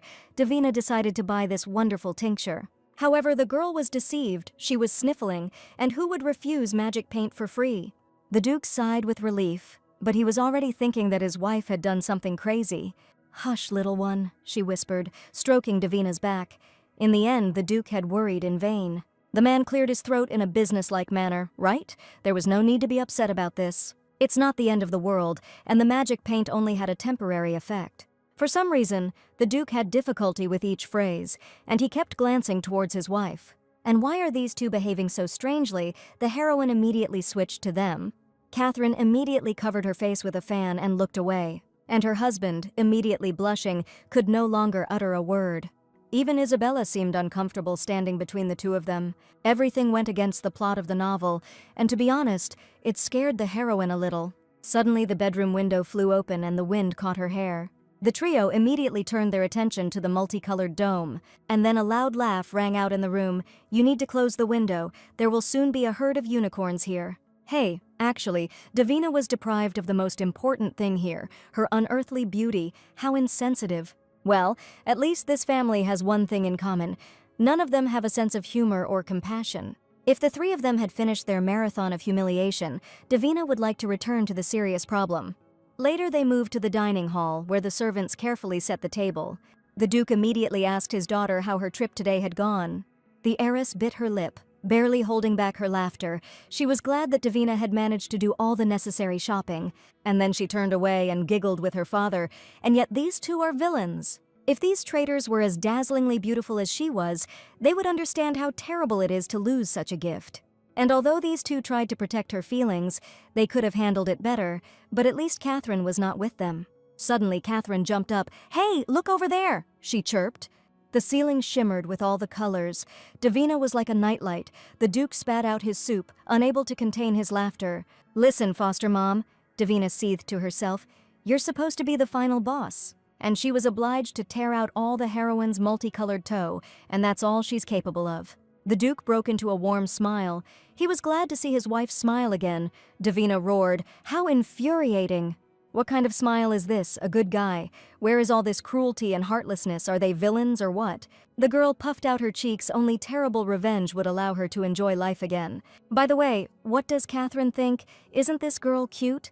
A deafening silence fell in the refectory. Since every member of House Wyss is here for the first time, now is the perfect time to bond. The Duke laced his fingers together predatorily, and cold sweat ran down Davina's face. And the red-haired ladies looked at each other in unison. Suddenly a shiver ran down the girl's spine. Something was wrong. Why does the heroine feel like a dinner that pythons enjoy? So, Catherine Wyss is the final boss that the main character of the novel must defeat. In the novel, she played the role of the main tormentor. Why she hated Davina so much is unknown. Calculating, selfish, cold-blooded, cunning, and cruel, that's all that was clear from the plot. And on top of that, their story of meeting the Duke, forcing her father to propose to her under pressure, what a lady. However, now this powerful woman behaves quietly and meekly, so strangely, and I can't bring myself to name the lady who wiped Davina's tears. What a naive idiot, the heroine scolded herself. She just hasn't yet felt the true essence of Catherine Wyss. It would have been much safer if Catherine's motives had been as clear as her husband's, but alas. Catherine, the Duke suddenly roared. He understands her desire to give her daughter the best. But it's time to make a decision. Isabella might change her mind over time. Well, that's how the head of the family turned to his heiress, and Bella swallowed nervously and nodded. His daughter can find a sister or a friend. Let her choose for herself. She just needs to make a choice. The Duke himself considered his proposal quite good, but he would like to hear his daughter's opinion. The heiress immediately looked away and whispered, "I completely agree with you, father."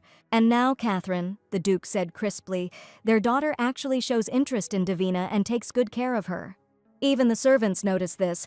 The Duchess looked questioningly at her daughter. "No, it can't be." And during the lesson, when Davina was getting nothing but kicks from the teacher, Bella defended her. "Isn't Catherine proud of their little girl?" Isabella immediately blushed traitorously. The heiress immediately cleared her throat in a businesslike manner. She was simply carrying out her duties. Since her mother was not well at the time, the Duchess stared at her family members in bewilderment. And meeting her husband's gaze, her voice trembled treacherously. She had no plans to spoil Isabella. To which the Duke coldly replied that to be the head of the House of Wyss, one cannot have weaknesses. Bella looked down. She didn't want to let her father down, but it seemed like she already did. A rift developed between the three family members, and none of them succeeded in breaking down the other's wall. And the reason for it all was some girl from the orphanage, Davina finally realized. It was no wonder that everyone in the house despised Davina, but now the three seemed to have come to some sort of agreement. Catherine swallowed nervously. For the first time in days, her daughter and husband seemed more close to each other. And all this thanks to that girl? The Duchess looked at Davina with obvious distrust. Catherine bit her lip and whispered through her teeth, "Whatever you say, darling." "Isabella's decision is more important than her mother's," Catherine added, placing her hand on her husband's. Both girls' jaws dropped somehow. Catherine came to terms with everything suspiciously quickly. Could it really be the power of rainbow hair? The heroine thought to herself. And of course, the Duchess will no longer allow her daughter to take on her responsibilities. "Darling," Catherine chirped, "if you let me, I'll take over Davina's training." And then she glared coldly at the girl. She couldn't promise that she would stay in this house forever. However, the Duchess hoped that Davina would bear their surname while she was here. This suits the heroine. She clenched her fists belligerently, where she should sign. Well, Catherine liked the confidence in Davina's voice, but there was something else. The Duchess smiled predatorily, letting the girl go to her private chambers immediately after dinner. Well, here it is, the heroine thought to herself, and she will not lose. Of course, Catherine's room was particularly chic, with rose gold decor everywhere. And Davina was immediately wild with delight. No wonder. Catherine's bedroom looked like a dollhouse. "Indescribable," she whispered, drool running down her chin. "Davina," Catherine called out to her for the third time. The girl must learn the rules of this house well. Davina immediately tensed up. And to begin with, the Duchess has no desire to call her daughter. And after these words, Catherine suddenly fell silent. "What is she doing?" Davina swallowed nervously, and the Duchess only said, "Your hair." "They'll definitely look better on the street," Catherine laughed. And again, it hits the nail on the head. It's infuriating. Davina is seething. It would be better if this mother just pulled out her hair. Or maybe the stepmother realized that this was a sore spot and was deliberately tormenting the girl with it. "Is that all the stepmother wanted?" Davina asked frowningly. "No," the Duchess immediately stated.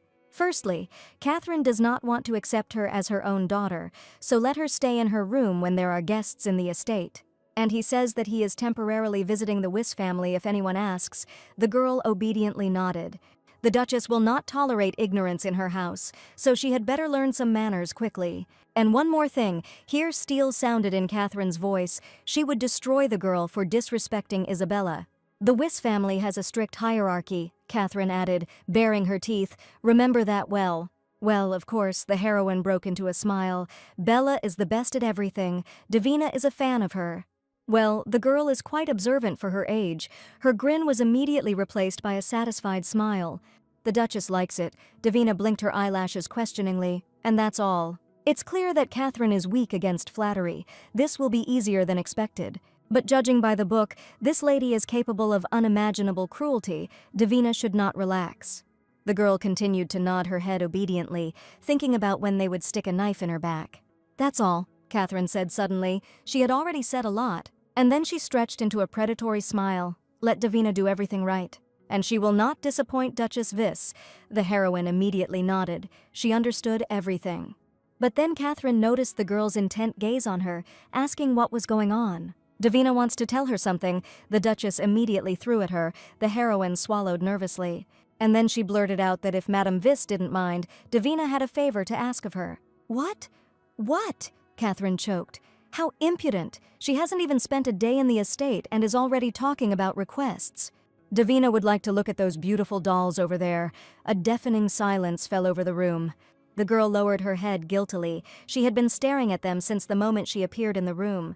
Perhaps Catherine wouldn't let her in here again, and Davina loved the dolls so much that a simple review wouldn't hurt them. I have never seen such refined dolls, the girl chirped immediately. You can just take a closer look, Davina added. She won't touch them. Catherine nodded approvingly, but the girl should not touch anything there, and Davina had already rushed towards the dollhouse. Everything was so exquisite, every detail was impeccable, and the dolls seemed to be alive. Tears came to the corners of my eyes. Is there anything more perfect in the world? These shiny lips, Davina admired. The dolls even have manicures, and this edging on the saucers. And the miniature furniture even opens up. What kind of paradise is this? The heroine kept screaming. Unable to bear it any longer, Catherine went to the dollhouse after all. Milady Wyss had made these blankets and carpets herself. The Duchess nodded warily. This girl really was very observant. Davina had done something similar before and made a lot of money, so she knew how hard it was to put together these jokes by hand. However, it is precisely these small details that make the product look elegant, and Duchess Wyss seems to be a very enthusiastic craftsman, and of course the praise delighted Catherine. After all, her sweet Bella was never interested in dolls, even when she was little. The little girl only liked horse riding, and she found her mother's dolls stupid and useless. But this is art, Davina stated firmly, but most people think that dolls are meant for children to play with. And those who don't know simply cannot appreciate the endless charm of these details. And Davina would like to make a ring for one of Mrs. Wyss's dolls. I'm good at working with miniatures, Davin said proudly, giving her thumbs up. And the maid in the corner thanked the gods that she would not have to do this anymore. In this case, the girl can become the Duchess's new partner in creating outfits for dolls. So, to put it bluntly, it turned out to be easy to lower the main boss's guard. With the help of her doll's outfits, the heroine quickly became close to Catherine, and she didn't even suspect anything. But there was one thing. The jokes about rainbow hair continued. Catherine even put the girl out in the backyard to let the sun turn her head into a disco ball, and she brought the Duke and Isabella, who had seen this 100 times already, to look at it. You're evil, the girl hissed, clutching a needle in her hands. She remembered every joke about coloring. But on the other hand, after such gifts, one could be patient, because now she had her own doll set. The set was given to Davina by the Duke, but the new stones were given by Isabella. Are they really villains? And that redhead didn't look like the main boss either. All this time she was just sewing dresses for dolls. And Bella wanted to help so much, but in the end she gave in and spent the money instead. This child, the Duchess giggled. Her Bella tried so hard to understand this. Davina had already received several etiquette lessons from Miss Peregrine, and she disliked this hag the most. Didn't Miss Peregrine tell Davina to follow Mistress Isabella's example? The teacher roared. Ever since Catherine took up the lessons, the bespectacled witch has become a real beast. The presence of the Duchess herself added a lot of stress. When they worked on dolls together, Catherine was like the good lady next door. But during lessons, Catherine is completely different, like a ruthless tyrant in power. "Mistress Isabella learned this in a day," the hag shouted. Even she was noticeably nervous under Catherine's heavy gaze. "Disgraceful," the tormentor suddenly roared. "A stray cat would have done better." The old woman's face turned purple with anger. "Oh no, it's about to start." Davina swallowed nervously. Suddenly, Catherine's cup hit its saucer with a sharp thud. "Miss Peregrine," she growled. "It's not fair to compare Isabella to Davina, I beg your pardon," the teacher immediately chirped. And she added that comparing the vice-heiress to an incompetent orphan was insulting. "That's not what the Duchess meant. This is all new to Davina, and practice is needed to improve. If I order you to sew an outfit for the dolls," Catherine growled, "do you think you can beat Davina in this?" The Duchess immediately stopped herself. This is just her way of saying that, for example, Davina has completely different characteristics than Isabella, and Miss Peregrine uses only the steep, forgetting about the gingerbread. "Davina understands her situation perfectly well," Catherine added. "Even if she learns all the rules, high society will still find flaws in her because of her low origin. So the girl doesn't have to go through so much trouble to try to reach them. Let Davina just master the bare minimum and spend her time on something more enjoyable." The Duchess doesn't expect anything beyond the norm from the girl. She gave a thumbs up. "Relax." It was now something like support. Cold sweat was running down the heroine's face. It seemed she had tamed the villain. "And having this lady on your team was a jackpot. What a relief that Davina knew how to sew outfits for dolls." "I want to discuss your teaching methods and what they entail," Catherine growled. "After dinner time came, my dear, there is something to talk about," the Duchess began immediately. In recent days, Catherine has been watching Miss Peregrine's lessons. She's quite the old hag. Davina choked on her food. Catherine thinks that it is necessary to find someone better for the girl. Even though Davina tried her best, this old woman was especially rude to her because of her background. And according to Catherine's observations, Davina's progress is better than expected. A blatant lie. This woman just lied for the heroine, Davina's jaw dropped. After which Catherine turned around and winked at the girl. That's what just happened. Davina gave the woman a thumbs up in admiration. She was now a fan. A predatory grin appeared on the Duke's face. It seemed that all that was needed was time. And then his fist rarely hit the table. Whatever the case, there is one problem. Catherine, the owner of the house, growled through his teeth. "It's all about John again." When the name of their relative, Joanna, was heard in the estate, everyone knew that trouble was coming. "This snake again demands Catherine's visit to the palace." The Duchess froze in shock. "What does she want from me?" After all, Catherine had only recently been at court and had no intention of visiting it so soon. The Duke slowly sipped from his glass. "You know what to do. The main thing is not to say a word about David in front of John. It's not for nothing that she continues to strengthen ties with Catherine after her coronation." "What is this about, husband?" Joanna, of course, is not an ideal relative, but still a member of the Wyss family. "And it seems that Joanna adores their Isabella." "Nonsense," the Duke immediately roared. "Since when did Catherine become so naive? This viper adores all children except her own son. After all, the future does not depend on him." "There's no point in talking about this in front of the children," Catherine immediately hissed at him. "After all, she raised the crown prince as her own son. While the second prince continues to disappoint her, it is not her fault. Rumor has it that her own son ran away to the slums and got involved with dangerous people. Catherine is truly blind and naive, because all these rumors about her own son were spread by Joanna herself. Alpheus Leanne von Arcel is a cruel and dangerous psychopath who finds joy only in causing pain to others. And the person who branded him with such shame was his own mother. When the youngest prince was about 10 years old, the previous queen was overthrown for squandering the treasury. And after that, of course, the queen's throne remained empty for some time. The king's concubine, Joanna, paid much more attention to the crown prince than his own mother. The heir to the throne himself treated Alpheus like a brother. But one day, the crown prince fell down the stairs under mysterious circumstances while playing with Alpheus. The king, who was already worried about the divorce, blamed his concubine and their son for everything. And this girl blamed her own son for the accident, wanting to prove her loyalty to the king at his expense. And of course afterwards she took care of the future king as if he were her own child. But even this wasn't enough for the scoundrel afterward. Rumors began to spread that Alpheus had become obsessed with his mother's attention. He allegedly showed cruelty to the maids, thereby attracting his mother's attention. And most importantly, the younger prince began to openly show hatred towards Caris. Of course, the source of all these dirty rumors was his own mother. Thanks to them, the vile creature strengthened her connection with the crown prince. And it worked. People began to praise the scoundrel for the apogee of maternal love. But she continued to pretend that she cared about her own son, but in reality she was destroying his desire to live. A prince betrayed by his own mother and forced to spend his life in the shadow of endless persecution and condemnation. And eventually, the wounded boy turned into a serial killer and a psychopath. That is why the youngest prince turned out to be much more dangerous than his mother, Joanna. Unfortunately, Duke Wyss was looking for a threat in the wrong place, but on the other hand, no Joanna, no problem. And I always felt sorry for the poor prince. If it weren't for his mother, his life would have turned out differently. Since everyone already thought he was cruel, Alpheus became one and eventually became the strongest villain of the novel. His aching thirst could not be quenched. Alpheus tried to kill his mother who had betrayed him and his older brother who had turned his back on him. And then, in order to cause as much pain to Hares as possible, he decided to kill his beloved Davina. To be honest, she liked the exhausted Alpheus, but the heroine would not let this play a role in her decisions. She cried while reading about his childhood. "Pull yourself together, you wimp." The heroine stopped. She can't afford to take care of others. So the heroine needs to be as far away from him as possible, and she must recognize him immediately by his resemblance to Joanna. By the way, and from the crown prince, she must avoid them at all costs. This is survival.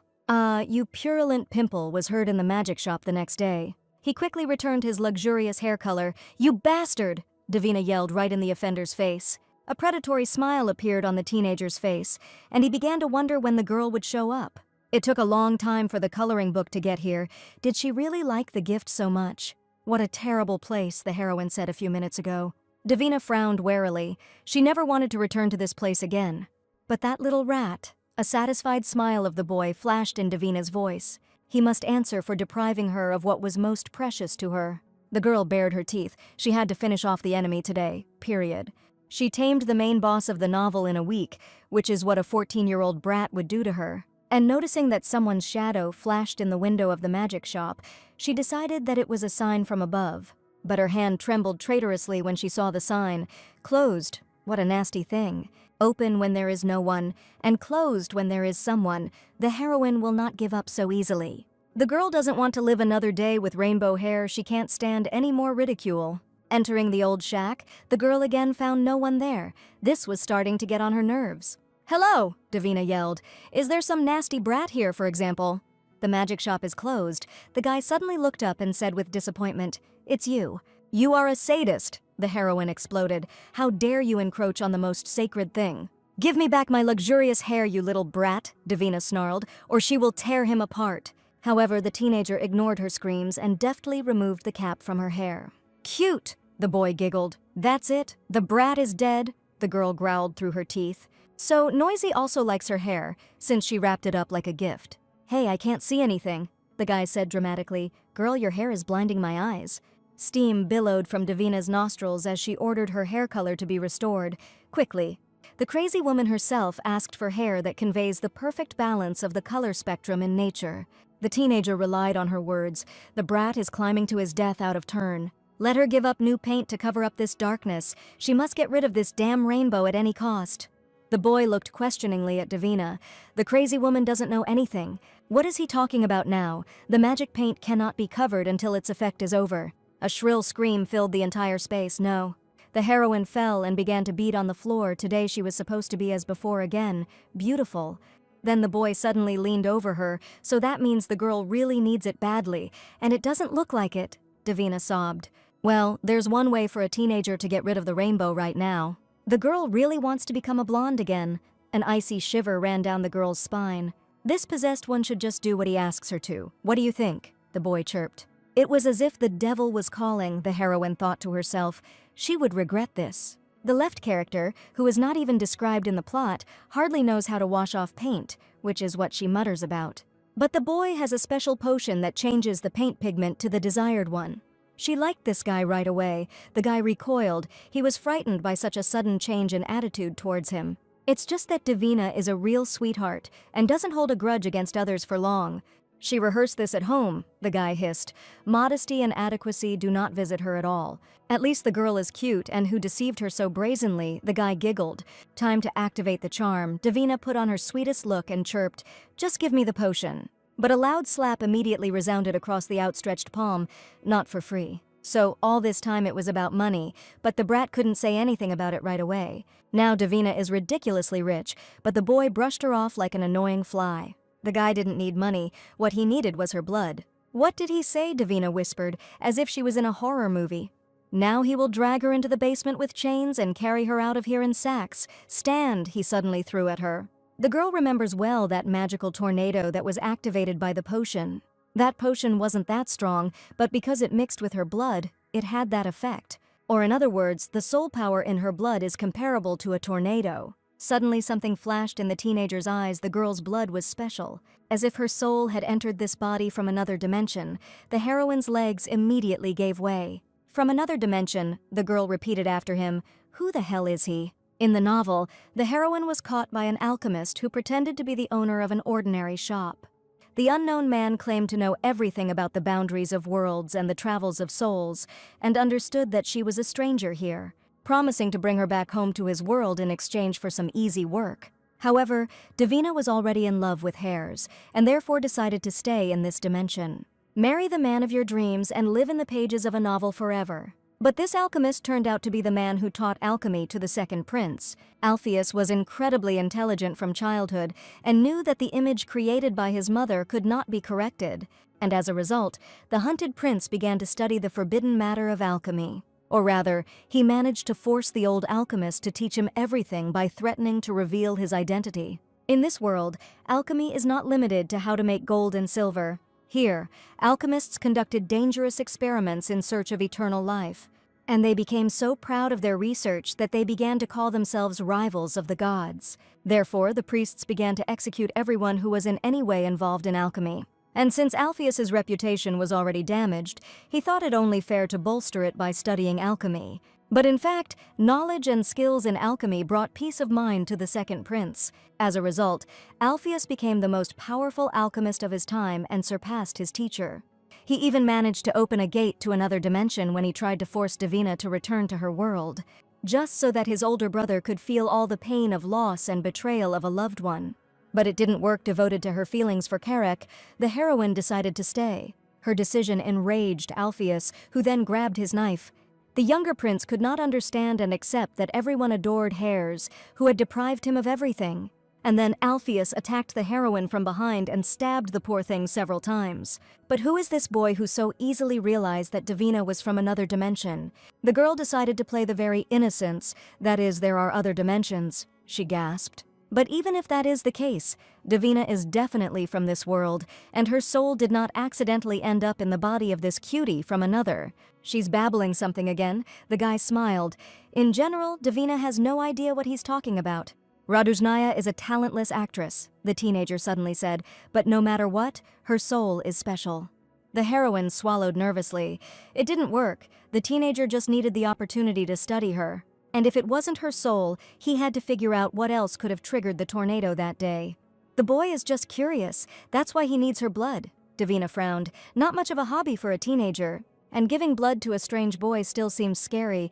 He shouldn't understand who she is and where she comes from. But on the other hand, what difference does it make even if this brat finds out? After all, no one will believe this nonsense. Everyone will think the boy is crazy. Besides, the only one she really has to fear is Alpheus, and he's just a random character. So he is definitely not Hares or Alpheus. You can inhale it, and it is possible that this boy is not even an alchemist. "Hey you," the heroine said to him more confidently and added, "You're an alchemist." "What is she talking about?" the young man immediately blurted out.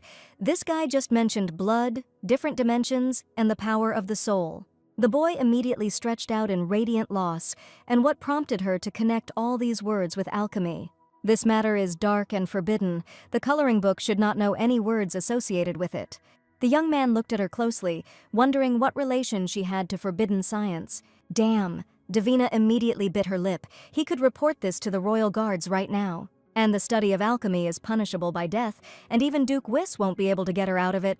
No, she immediately began to deny. Davina is too stupid to be interested in science. A deafening silence filled the room, and indeed, the boy suddenly confirmed. What a bastard, he's annoying enough, and Davina's stupidity also seemed convincing to him. The teenager himself knows nothing about alchemy, he just makes potions. And then the boy reached for something in his pocket. He liked the effect of her blood. And he simply has to understand what the problem is and make his products more effective. If the rainbow gives her lucky blood, then the paint remover is hers. She has no reason not to trust him. Besides, the guy would never hurt a lady. A shrill scream echoed throughout the room. "Oh, you little rat!" the heroine roared. "What the hell?" He pricked her without even waiting for her consent. And then the girl hit him on the head with her fist with all her might, and he blinked his eyes in shock. Davina will never get her blood back, but he deserved it for his lies and bullying. "I'm tired of living," the teenager suddenly said with a terrifying grimace. The heroine stepped back and squealed. Maybe he wanted another test tube with her blood. "Damn!" Davina cursed. She was so scared that she let another one of her fingers get pricked. "Get out, Rainbow," came from behind the heroine. "What a little bastard." The girl shook her fist at him. She didn't want to stay there, and he stuck his tongue out at her. "Get lost already," the teenager added. This guy still bandaged her fingers. He also gave him some delicious strawberry milk for the road, so the boy is cuter than he seemed. Davina turned around contentedly and threw over her shoulder, "I didn't expect you to be so caring." The teenager immediately glanced at her, and Davina added that she would drink his milk on the way. And thanks to her, the blood from the coloring book will be very useful to him. Here the heroine swallowed nervously. That damn smile, for some reason it seemed very familiar to her. The image of Queen Joanna immediately popped into my head. This can't be. "Hey you," suddenly came from behind her, causing her to freeze in the middle of the street. Was the Rainbow One really going to bother him with her presence any longer? The guy grimaced. "I'm leaving," the heroine said resentfully, "and yet he's a bastard, nothing in common with Joanna."